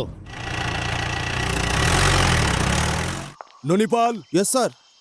কার্গিলের পাশের জঙ্গলে আমাদের সৈনিকের জাল বিছিয়ে ওকে স্যার। ওই এলাকা বর্ডারের খুব কাছাকাছি। আমার বিশ্বাস যে কোনো না কোনো সংকেত আমরা পাবো। You are right sir. এই তোমরা আমাদের সঙ্গে চলো। দেখো অর্জুন, এখন আর জেদ করে কোনো লাভ নেই। এখন যদি আমরা ওই 20 জনের জীবন বাঁচাতে না পারি তাহলে সারা রাজ্যে সমালোচনা হবে। আমি জানি স্যার, যদি মাসুদ কাদিরকে ছেড়ে দেওয়া হয় তাহলে ওদের সাহস আরো বেড়ে যাবে। তাহলে তুমি কি চাইছো? ওই মাসুদ কাদিরকে পুলিশ কাস্টডিতে রেখে ওই বাস যাত্রীদের মৃত্যুর মুখে ঠেলে দেবো? না, আমার মতে বলে মাসুদ কাদিরকে ছেড়ে দেওয়া উচিত। কারণ এমন তো নয় ওই যাত্রীর মধ্যে আপনারও মেয়ে আছে, তাই আপনি এমন পরামর্শ দিচ্ছেন। আপনি চিন্তা করবেন না স্যার, সুনিতা আমারও কেউ হয়। মাসুদ কাদিরকে না ছেড়ে আমি সবাইকে বাঁচিয়ে আনবো। দেখো, তোমাদের ঝগড়া সরকারের সাথে, তাতে আমরা দোষ করলাম কি? তুমি আমাদের কেন বন্দি করে রেখেছো? আমাদের যেতে দাও। যতক্ষণ না পুলিশ কাদির সাহেবকে ছেড়ে দিচ্ছেন এখান থেকে কেউ যাবে না। নিজেদের দাবি পূরণ করার জন্য কিছু বাচ্চা আর বয়স্কদের বন্দি বানানো, এটা কোনো পুরুষালী কাজ নয়। যদি সত্যি পুরুষ হও তাহলে যাও, নিজের শক্তিতে নিজের লিডারকে ছাড়িয়ে আনো। এই পুরুষালী শিক্ষার অধ্যায় তুই পুলিশকে গিয়ে শেখা। যারা আমাদের 5 জনকে ধরতে 50 জনকে পাঠায়, কাপুরুষ আমরা না, কাপুরুষ ওরা। আরেকটা কথা কান খুলে শুনে রাখো, কেউ এখান থেকে যাবে না। যদি পুলিশ কাদির সাহেবকে না রেহাই দেন তাহলে এখান থেকে তোমাদের লাশ যাবে। তো মেরে ফেলো আমাদের সবাইকে, পাঠিয়ে দাও আমাদের লাশ। তুমি মানুষ নও, একটা পশু। জঙ্গলে থেকে তুমিও জঙ্গলি হয়ে গেছো। এরপরে আর একটা কথা বললে তোমার খুবড়ি উড়িয়ে দেবো। কি জানো তুমি এর ব্যাপারে? কি জানো? উগ্রপন্থী মায়ের পেট থেকে জন্ম নেয় না। যাকে তুমি জঙ্গলি ভাবছো না, সেও একদিন সত্যিকারের দেশপ্রেমিক ছিল। আমার মতে প্রজাতন্ত্র দিবসে প্যারেড গ্রাউন্ডে গিয়ে পতাকা তোলা খুব একটা সহজ কাজ নয় মন্ত্রী মশাই, কারণ উগ্রপন্থীরা আগে থেকেই ঘোষণা করেছে যে আপনার প্রাণ সংশয় আছে। এই কথাটা আমিও জানি মণ্ডলবাবু, কিন্তু আমি হচ্ছে এই রাজ্যের স্বরাষ্ট্রমন্ত্রী। যদি আমি ওদের কথায় ভয় পেয়ে যাই তাহলে জনতাকে কি জবাব দেব? মন্ত্রী মশাই, জীবন আছে, ভারতবর্ষ আছে। আমার মতে বলে আপনি হার্ট অ্যাটাকের বাহানা করে কোনো হসপিটালে ভর্তি হয়ে যান। এর কোনো প্রয়োজন নেই স্যার, চিন্তা করবেন না স্যার। আপনার চিফ সিকিউরিটি কমান্ডার হওয়ার জন্য আপনাকে দেখাশোনার ভার আমার কাঁধের উপর। কাল প্যারেড গ্রাউন্ডের চারিদিকে আমাদের কমান্ডো মোতায়েন থাকবে। যদি আতঙ্কবাদীরা একটু বাড়াবাড়ির চেষ্টা করে তাহলে গুলিতে ঝাঁঝরা হয়ে যাবে। আমি তো নিশ্চিন্ত আজাদ, আর তোমার ওপর আমার পূর্ণ আস্থা আছে। Thank you sir. এই জায়গাটা তো আর আগের মতো নিরাপদ নয়। সকালে কাগজ খুললে একটাই খবর পড়ার জন্য পাই, পুলিশের হাতে 5 আতঙ্কবাদী মরে গেছে। অথবা লেখা থাকে কোনো উগ্রপন্থী কোনো অফিসারের ঘরে ঢুকে তার পরিবারের সকল সদস্যকে মৃত্যুর কাছে পৌঁছে দিয়েছে। কথা তো তুমি ঠিক বলেছ মা। জানি না কবে শেষ হবে এই আতঙ্কবাদীদের অত্যাচার। কিছুই শেষ হবে না গো। এই দেশের অবস্থা দিনের পর দিন আরো খারাপ হচ্ছে। সালাম আলাইকুম রেহানা। আরে ওয়ালাইকুম সালাম, এই আজই এলাম। হ্যালো, কেমন আছো পরবেশ ভাই? কেমন আছো আজাদ মিয়া? বসো। ধন্যবাদ। কেমন আছো মা? এবার বলুন পরবেশ ভাই, আপনার জার্নালিজম কেমন চলছে? স্যাটিসফ্যাকশন নেই আজাদ ভাই, স্যাটিসফ্যাকশন নেই। হাজারটা চাপের মধ্যেও লিখতে হয়, তাই আমি ভাবছিলাম নিজের একটা কাগজ বার করি। খুব ভালো খবর, একদম ঠিক বলেছিস তুই। ভাই গ্রেফতার করে নাও। দাঁড়ান, কে আপনারা? কি চান আপনারা? কি ব্যাপার? কিসের জন্য গ্রেফতার করতে চান একে? আতঙ্কবাদী ও মাসুদ কাদিরের দলের সদস্য। সন্ত্রাসবাদী আর আমি? হ্যাঁ। কি উল্টোপাল্টা কথা বলছেন? He is a journalist. হ্যাঁ, আমি ভালো মতনই জানি। অফিসার্স, নিয়ে যাও একে। চিন্তা করো না মা, আমি আছি না। আমি সব আইন জানি। আপনি এভাবে গ্রেফতার করতে পারেন না। আমি এক্ষুনি হোম মিনিস্টারকে ফোন করে আসছি, আপনি দাঁড়ান। চলুন চলুন। ছেড়ে দিন ছেড়ে দিন বলছি। ছেড়ে দিন বলছি। ছাড়ুন আমাকে।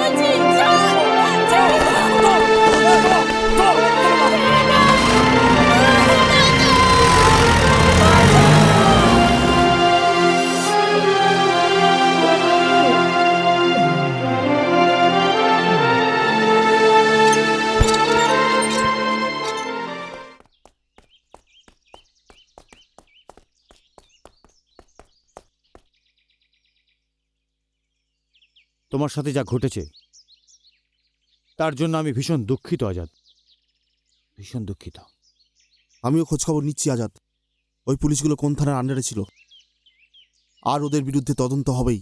যদি ওরা দোষী হয় তাহলে তাদের বিরুদ্ধে মামলা অবশ্যই হবে। সহানুভূতির এইসব কথা নিজের কাছে রাখুন Nipal. Don't waste sympathy for me. ওদের বিরুদ্ধে এনকোয়ারি বা মকদ্দমা করলে কি হবে বলো? এই যে লোকগুলো যারা মৃত্যুর কাপড় জড়িয়ে শুয়ে রয়েছে, তারা কি আবার জীবিত হয়ে যাবে? কি দোষ ছিল ওদের? কি করেছিল লোকগুলো? স্যার স্যার খাকি পোশাকের লোকগুলো দেশটাকে বরবাদ করে ছাড়বে। This country needs army rule. এই দেশের ফৌজি শাসনের দরকার স্যার। এই সব দেশদ্রোহীদের লাইনের দাঁড় করিয়ে গুলি করে দেওয়া উচিত sir. Mind your language Azad, তুমি এইভাবে আমাদের এসব কথা বলতে পারো না। তোমাদের গালি দেওয়ার কি দরকার? তোমরা তো নিজে এক একটা গালাগাল। তুমি কিন্তু সীমা লঙ্ঘন করছো আজাদ, নিজেকে কন্ট্রোল করার চেষ্টা করো। স্যার স্যার কেন আপনি ওকে নিজের সঙ্গে নিয়ে এসেছেন? যারা আমার পরিবারকে কবরস্থান বানিয়েছে তারাও তো পুলিশ বলা ছিল। স্যার এই খাকি পোশাকের লোকরাই আমার চোখের সামনে থেকে আমার বোনকে তুলে নিয়ে গেছে স্যার। দ্বিতীয় দিন ওর লাশ রাস্তার ধারে পড়েছিল। স্যার আপনি ওর ময়না তদন্ত রিপোর্ট পড়েছেন? কত লোক ওর সঙ্গে ধর্ষণ করেছে স্যার। কিন্তু এই ধর্ষণ শুধু আমার বোনের সঙ্গে হয়নি স্যার, এই ভারতবর্ষের ইজ্জতের সঙ্গে হয়েছে, এই দেশের সঙ্গে হয়েছে। ইটস এনাফ স্যার, আমার মনে হচ্ছে পাগল হয়ে গেছে। হ্যাঁ পাগল হয়ে গেছি আমি, পাগল হয়ে গেছি আমি। স্যার নিয়ে যান ওকে এখান থেকে, ছেড়ে দিন আমাকে একা। ও বলছে আমি পাগল হয়ে গেছি।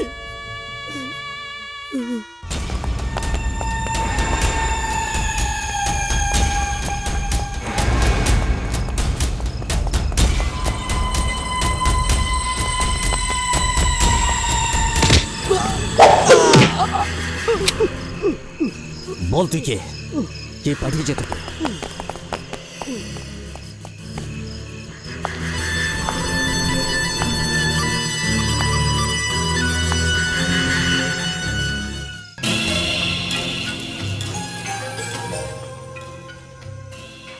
আমি তোমার দুশ্মন নই, ভাই হই। পুলিশ যে অত্যাচার তোমার উপর করেছে ওটা নতুন কোনো কথা নয়। আমাদের প্রত্যেকের ওপর পুলিশ এই ধরনের অত্যাচার করেছে। লোক আমাদের আতঙ্কবাদী বলে। আমি প্রশ্ন করতে চাই, এই আতঙ্কবাদের জন্ম হলো কিভাবে? আমাদের আতঙ্কবাদী বানিয়েছে কে? কে আমাদের বাধ্য করলো হাতিয়ার তুলে নিতে? এই দেশের পুলিশ, এই দেশের সরকার। এই লোক, এই দেশ আমাদের নয়, পরদেশী। শুধু নামেই এই দেশ ডেমোক্রেটিক, কিন্তু জম্মুতে এই নামের কোনো অস্তিত্বই নেই।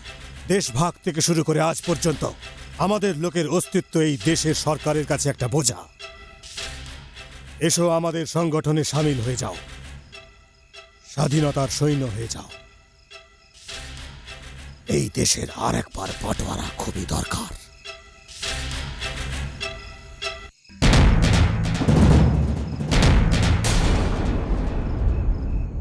পুলিশের অত্যাচার জন্ম দিয়েছে নূর মোহাম্মদ আজাদকে।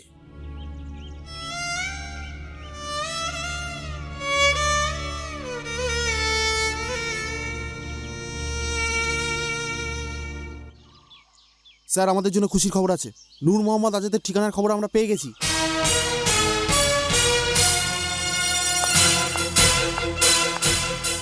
আহা, মেয়ে তো নয়, যেন আগুনের গোলা। বাহ, কি সুন্দর পরিবেশ, কি সুন্দর আবহাওয়া। এই মেয়ে, নাচ দেখা না। তুমি কি আমাকে বাজারে নাচনে বালি বাইজি পেয়েছো? নাচবো না, কখনোই নাচবো না। কি বললি, নাচবি না? নাচবো না। নাচ। নাচবো না, নাচবো না। তোকে নাচতেই হবে। তুই যদি এখানে না নাচিস তাহলে মৃত্যু নাচ করবে। না না, দাঁড়াও।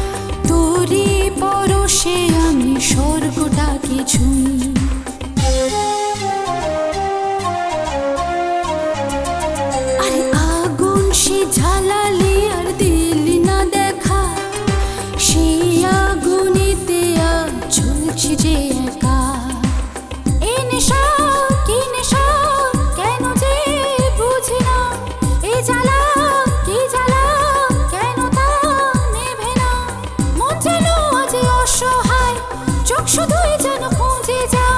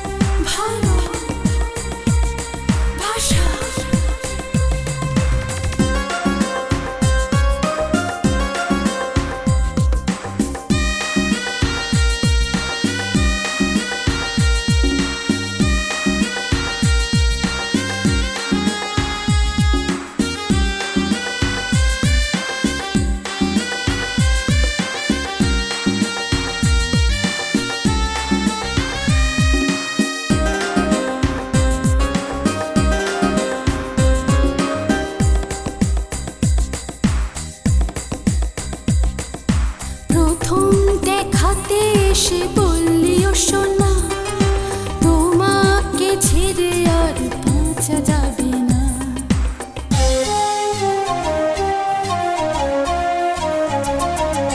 দু চোখে স্বপ্ন শুধু ঘুম গেছে উড়ে, যতই যাই কাছে তবু লাগে যে দূরে। এ নেশা কি নেশা কেন যে বুঝি না, এই জ্বালা কি জ্বালা কেন তা নেভে না। মন যেন আজ অসহায়, চোখ শুধুই যেন খুঁজে যায়। মন যেন আজ অসহায়, চোখ শুধুই যেন খুঁজে যায় তোমার। কেন তুমি বোঝো না, আরো কাছে এসো না। কেন তুমি বোঝো না, আরো কাছে এসো না। আমার শরীর খোঁজে তোমার, তোমার ছোঁয়া, ভালো ভাষা।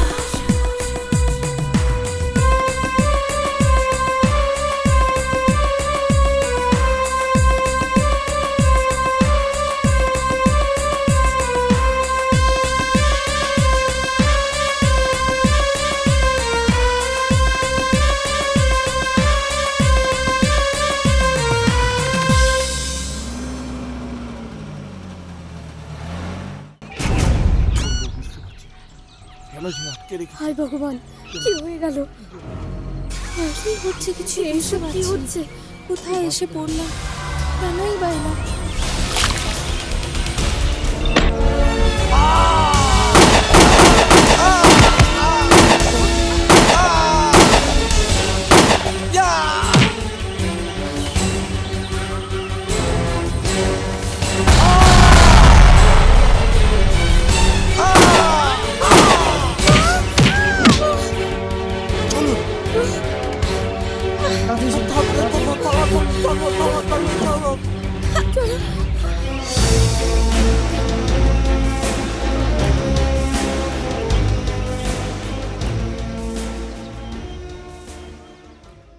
Hello, captain Arjun. ওই 20 জন লোককে উগ্রপন্থীদের হাত থেকে ছাড়িয়ে এনে আপনি খুব ভালো কাজ করেছেন ক্যাপ্টেন অর্জুন। বলতে গেলে ওরা তো মৃত্যুর মুখেই ছিল, আপনি ওদের নতুন জন্ম দিয়েছেন। ক্যাপ্টেন অর্জুন, এটা পুলিশের আয়ত্তের মধ্যে ছিল না। আমার তো মনে হয় আমি এমন কোনো বড় কাজ করিনি। I have just done my duty. আমি তো খুশি ওই দিন হব যেদিন এই ভারতবর্ষে সম্পূর্ণরূপে শান্তি স্থাপন হবে।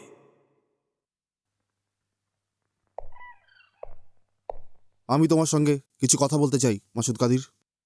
বলো, কি বলতে চাও? আমি তোমাকে এখান থেকে মুক্তি দিতে পারি। একজন আতঙ্কবাদীর উপর এত দয়া কেন? আমি এখানে তোমার উপর কোনো দয়া দেখাতে আসিনি। আমার এই কাজের জন্য পারিশ্রমিক চাই। কিন্তু এই কথার কি গ্যারান্টি আছে যে তুমি টাকা পাবার পরে আমাকে পালাতে সাহায্য করবে? আসলে আমি একটা তীর দিয়ে দুটো শিকার করতে চাইছি। তোমাকে মুক্তি দিয়ে আমি অনেক টাকা পাবো, আর তোমার জেল থেকে পালানোর পর ক্যাপ্টেন অর্জুন সিংহ তুফানের মিশন একদম ব্যর্থ হবে। মিলিটারির লোকেদের আমি ঘৃণা করি, কাউকে তো ওরা পরোয়াই করে না। আর পুলিশদের সঙ্গে ওদের সম্পর্ক তো সাপে নেউলে। তুমি আমার পালাবার ব্যবস্থা করো, আমি আজাদকে খবর পাঠিয়ে দেব। টাকা তুমি আমাকে এখান থেকে বের করার আগেই পেয়ে যাবে। ওকে, আমি আসছি।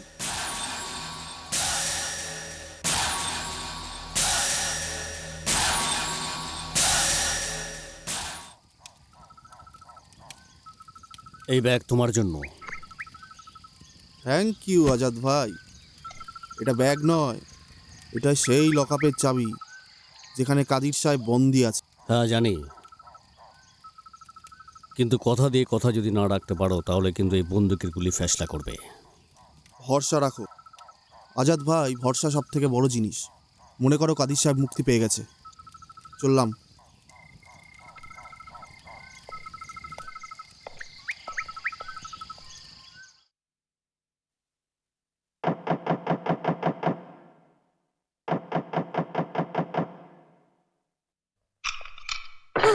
আমাকে বাঁচান স্যার।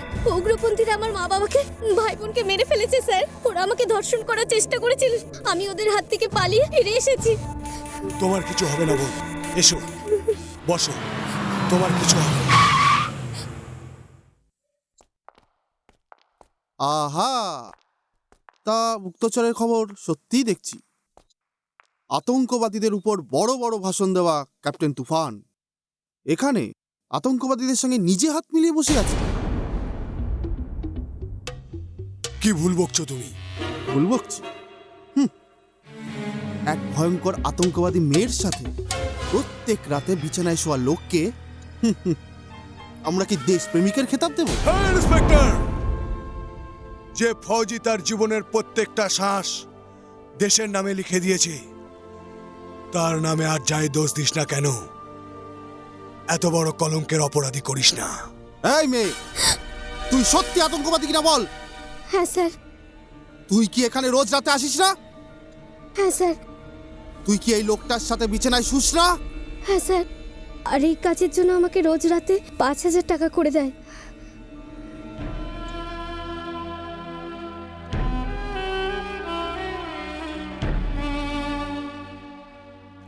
তুই আমাদের দেশের বোন হতে পারিস না,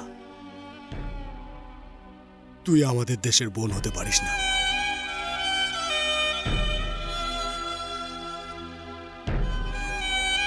প্রত্যেক যুগে একটা করে বিভীষণ থাকে ননিপাল, আর এই যুগের বিভীষণকে আমি খুঁজছিলাম। আমি জানতাম না যে তার ঠিকানা আমি এত সহজে পাবো। চল হিরো, অনেক ডায়লগ মেরেছিস, ভেতরে চল দেশের বেঈমান।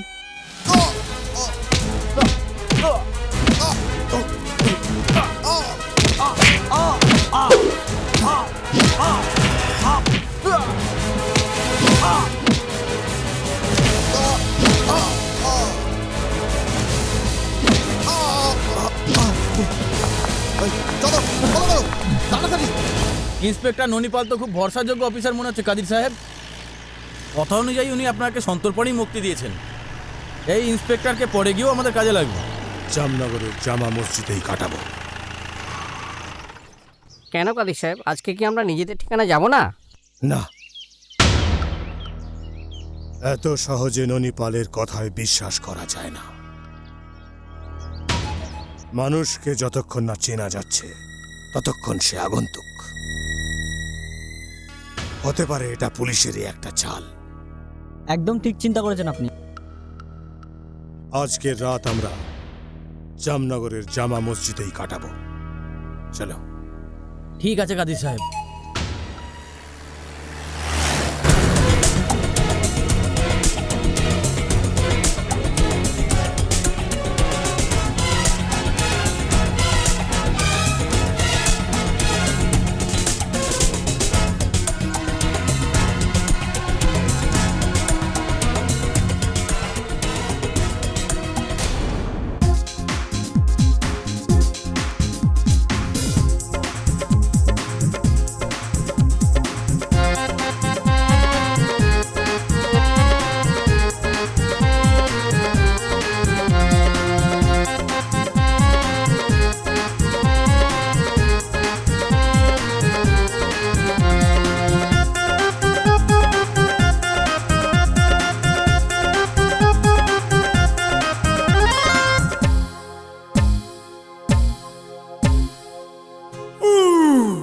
লাল লালে ঠোঁটো যে রসেতে মজেছে, পান খেয়ে ও ভাইয়া মাতাল হয়েছে। আরে শাবাশ ভাইয়া, জিও জিও জিও জিও।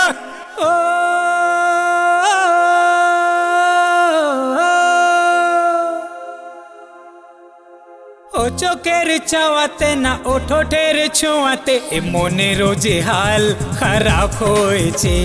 এ মনটা যে তোর প্রেমে পড়েছে, প্রেমে পড়েছে, প্রেমে পড়েছে, প্রেমে পড়েছে, হায় প্রেমে পড়েছে। আরে নেশা নেশা কথাতে না নেশা নেশা ওরাতে এ মনেরও যে হাল খারাপ হয়েছে, এ মনটা যে ওই ছোরির প্রেমে পড়েছে। আরে লাভ লাভ লাভ লাভ। আরে কি হলে রে বাছা? আরে লাভ লাভ লাভ লাভ লাভ হয়েছে, আরে লাভ লাভ লাভ লাভ লাভ হয়েছে।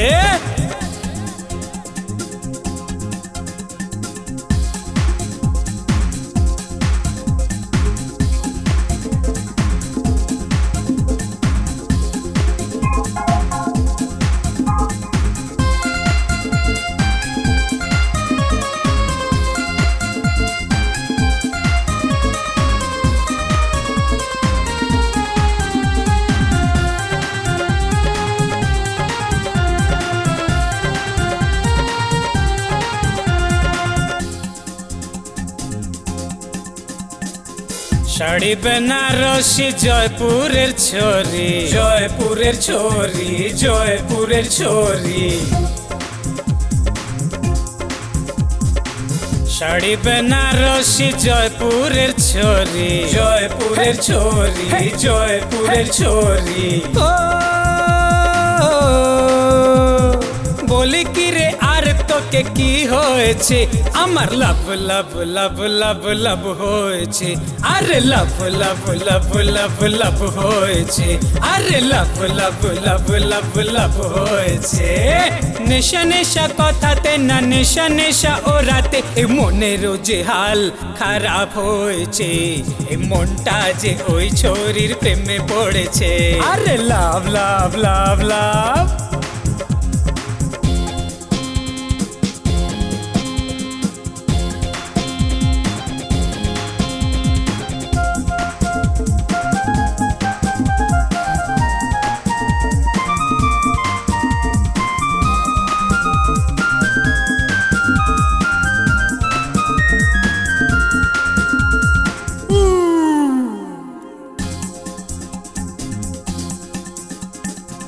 খোপাতে ফুলের বাহার সাজিয়ে, বাহার সাজিয়ে, বাহার সাজিয়ে।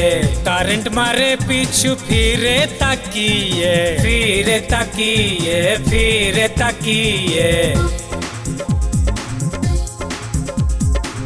খোপাতে ফুলের বাহার সাজিয়ে, বাহার সাজিয়ে, বাহার সাজিয়ে। কারেন্ট মারে পিছু ফিরে তাকিয়ে, ফিরে তাকিয়ে, ফিরে তাকিয়ে। ও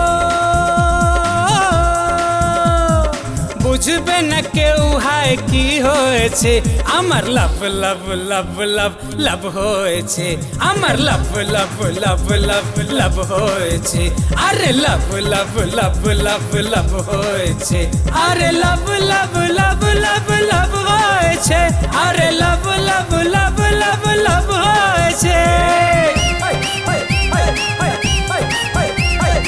আরে জোরে ভাই জোরে।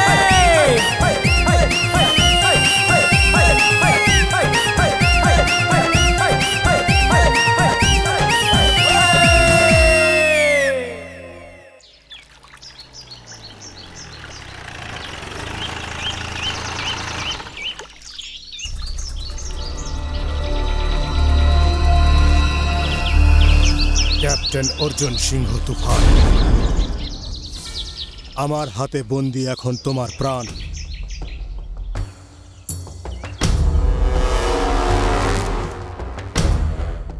ইন্সপেক্টর ননিপালকে আমার সঙ্গে দেখে পুরো খেলাটাই তুমি এখন বুঝে গেছো নিশ্চয়ই।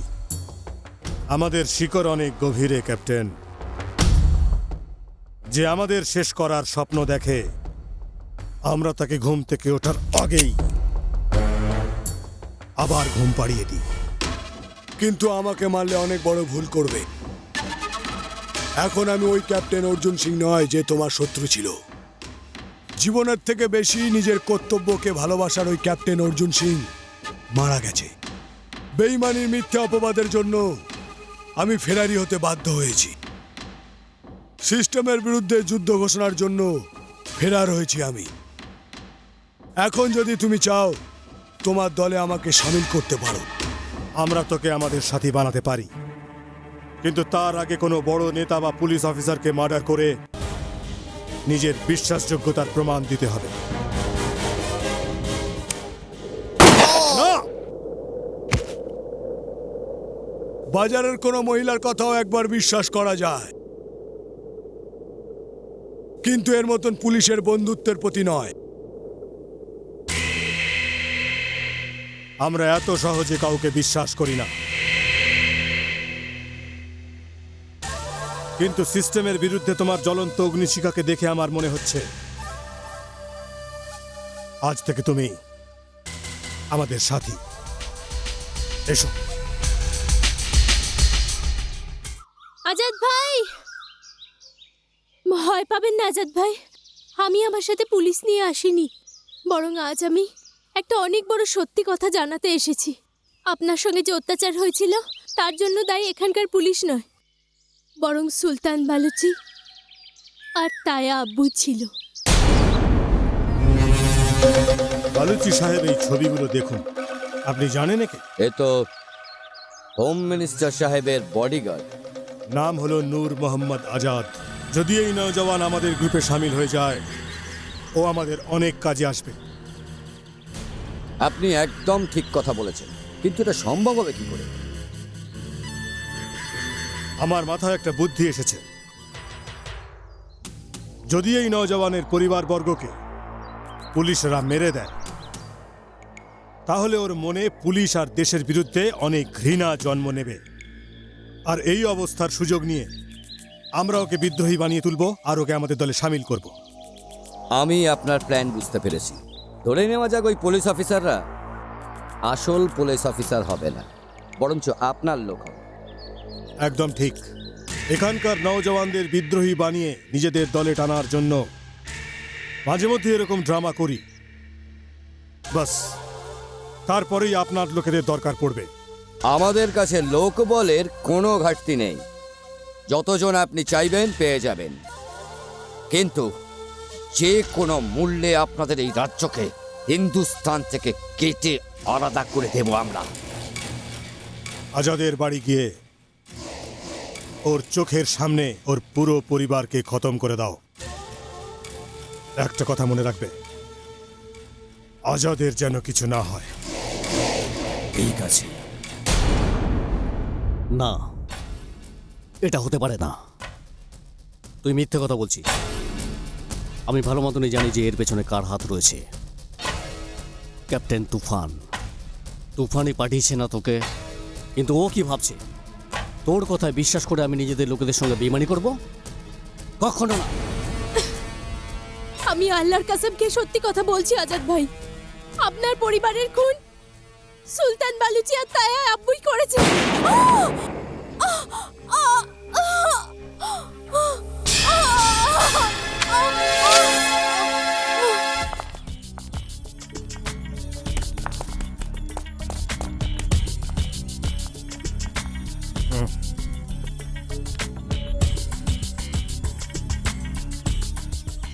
ঠিক বলেছে ও। খুব ভালোবাসতাম আমি আমার এই ভাইজিকে, কিন্তু কি করব বলো আজাদ? স্বাধীনতা রক্ত চায়। স্বাধীনতার জন্য রক্তে স্নান করতে হয়, রক্ত দিতেও হয়। কোন রক্তর কথা বলছিস তুই? এই রক্ত না আমার মা বাবার রক্ত? বল কাদির, কার রক্ত? আমার বোনের রক্ত না তার বোনের রক্ত? তোর কথা শুনে আমি নিজের ঘরে জ্বালাচ্ছিলাম, নিজের ভাইয়ের রক্ত নিয়ে খেলছিলাম। অনেক হয়েছে, অনেক হয়েছে এই নাটক। ধিক্কার তোকে কাদির, ধিক্কার তোর মতন মানুষকে, ধিক্কার তোকে।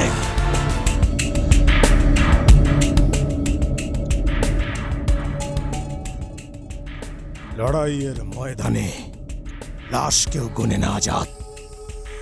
সৈনিকের নজর স্রেফ লক্ষ্যের দিকে স্থির থাকে। আর আমাদের সবার লক্ষ্য হলো এই মাতৃভূমির স্বাধীনতা। আর এই লক্ষ্যে পৌঁছানোর জন্য আমাদের যত প্রাণী বলিদান হোক না কেন আমরা দেব। আর আজ বড়ই আফসোসের সঙ্গে তোকেও শহীদ করে দিতে হবে। সত্যি আর মিথ্যের এই যুদ্ধে আমি যদি আগের থেকেই মরে যাই, তাহলে ওপরে সিংহাসনে বসে থাকা সবচেয়ে বড় জাজ, ওনার বিচারের ওপর মানুষের বিশ্বাস হারিয়ে যাবে। হাজার হাজার নিরীহ মানুষের লাশের উপর দিয়ে চড়ে তুমি যে লক্ষ্যে পৌঁছতে চাইছো, ওই লক্ষ্য কোনোদিন পূর্ণ হবে না। হিন্দুস্তান মুর্দাবাদ যেই স্লোগানের সঙ্গে আমি আমার যুদ্ধ শুরু করেছিলাম, আজ সেই যুদ্ধকে তোমাদের মৃত্যুর সঙ্গে শেষ করবো আমি।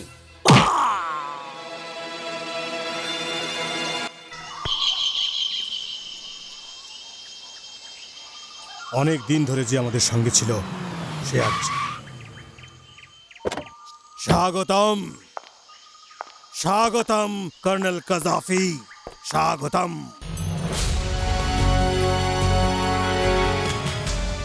ক্যাপ্টেন অর্জুনকে আমাদের সঙ্গে দেখে আপনি অবাক হচ্ছেন?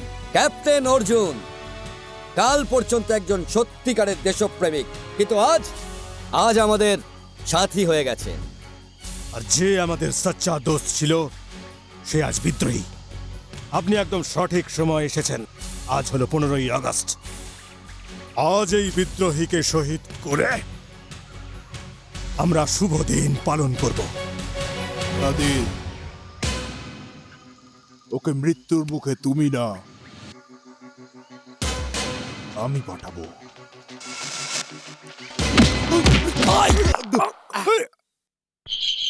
কর্নেল,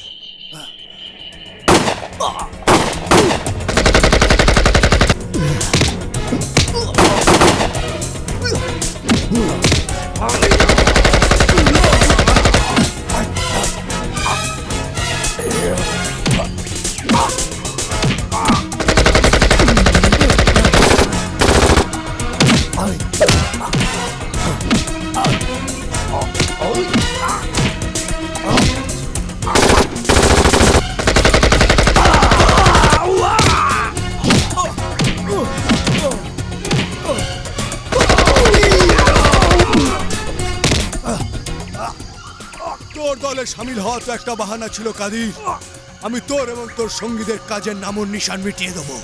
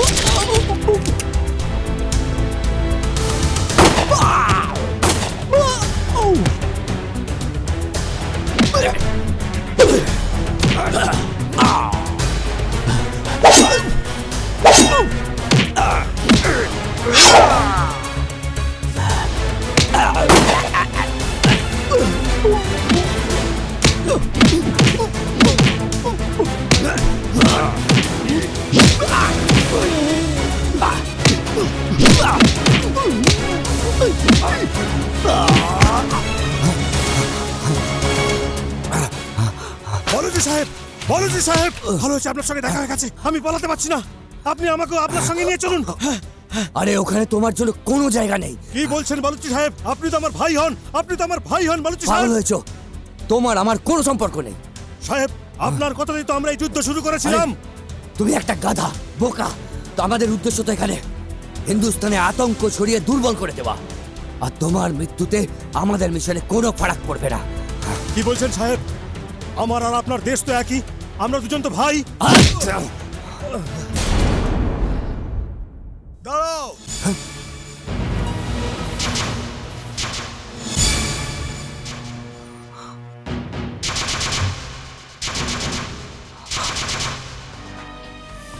দেখলি কাদির, যাকে তুই এতদিন আপন ভাবলি তার মনে তোর কোনো স্থান নেই, তার দেশেতেও নেই। সময়ের ঠোকর খেয়ে তুই পড়লি, তাও আবার কোথায়? এই ভারতেরই পবিত্র ভূমিতে, যাকে তুই এতদিন ঘৃণা করতিস।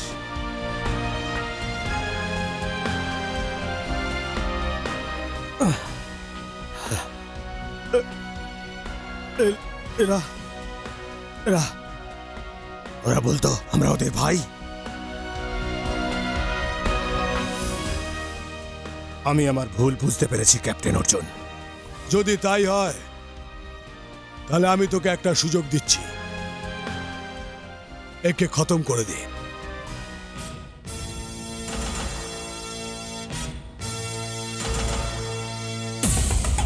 কাদির, তুই আমাকে মারবি কাদির? না না কাদির, না কাদির, তুই আমার ভাই কাদির।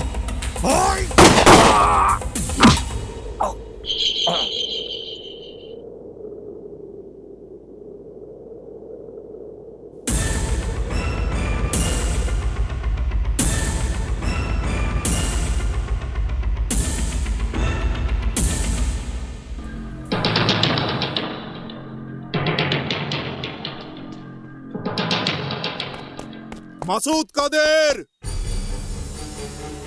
মাসুদ কাদের, এই লড়াই এখনো শেষ হয় রে। আমার কাছে চলে এসো। মাসুদ কাদের, আমি তোমার সাথে আছি। আমার কাছে চলে এসো, আমি তোমার সাথে আছি।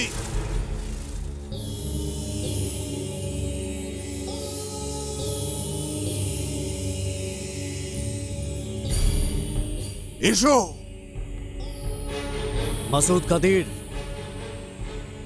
তুই শুধু আমাদের দেশের নয়, আমাদের রাজ্যেরও একজন বড় শত্রু। বেঈমান তুই।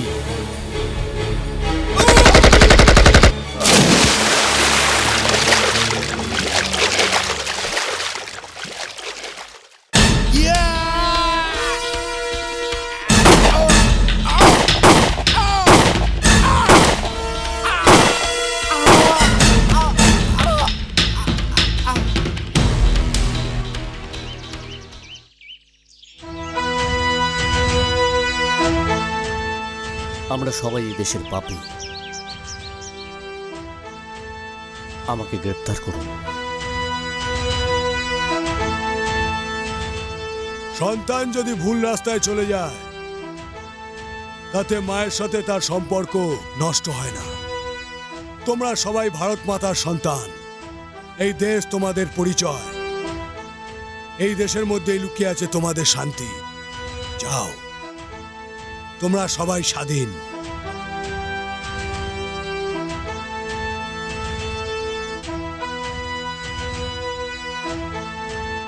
হিন্দুস্তান জিন্দাবাদ! হিন্দুস্তান জিন্দাবাদ! জিন্দাবাদ জিন্দাবাদ জিন্দাবাদ জিন্দাবাদ জিন্দাবাদ হিন্দুস্তান জিন্দাবাদ! জিন্দাবাদ জিন্দাবাদ জিন্দাবাদ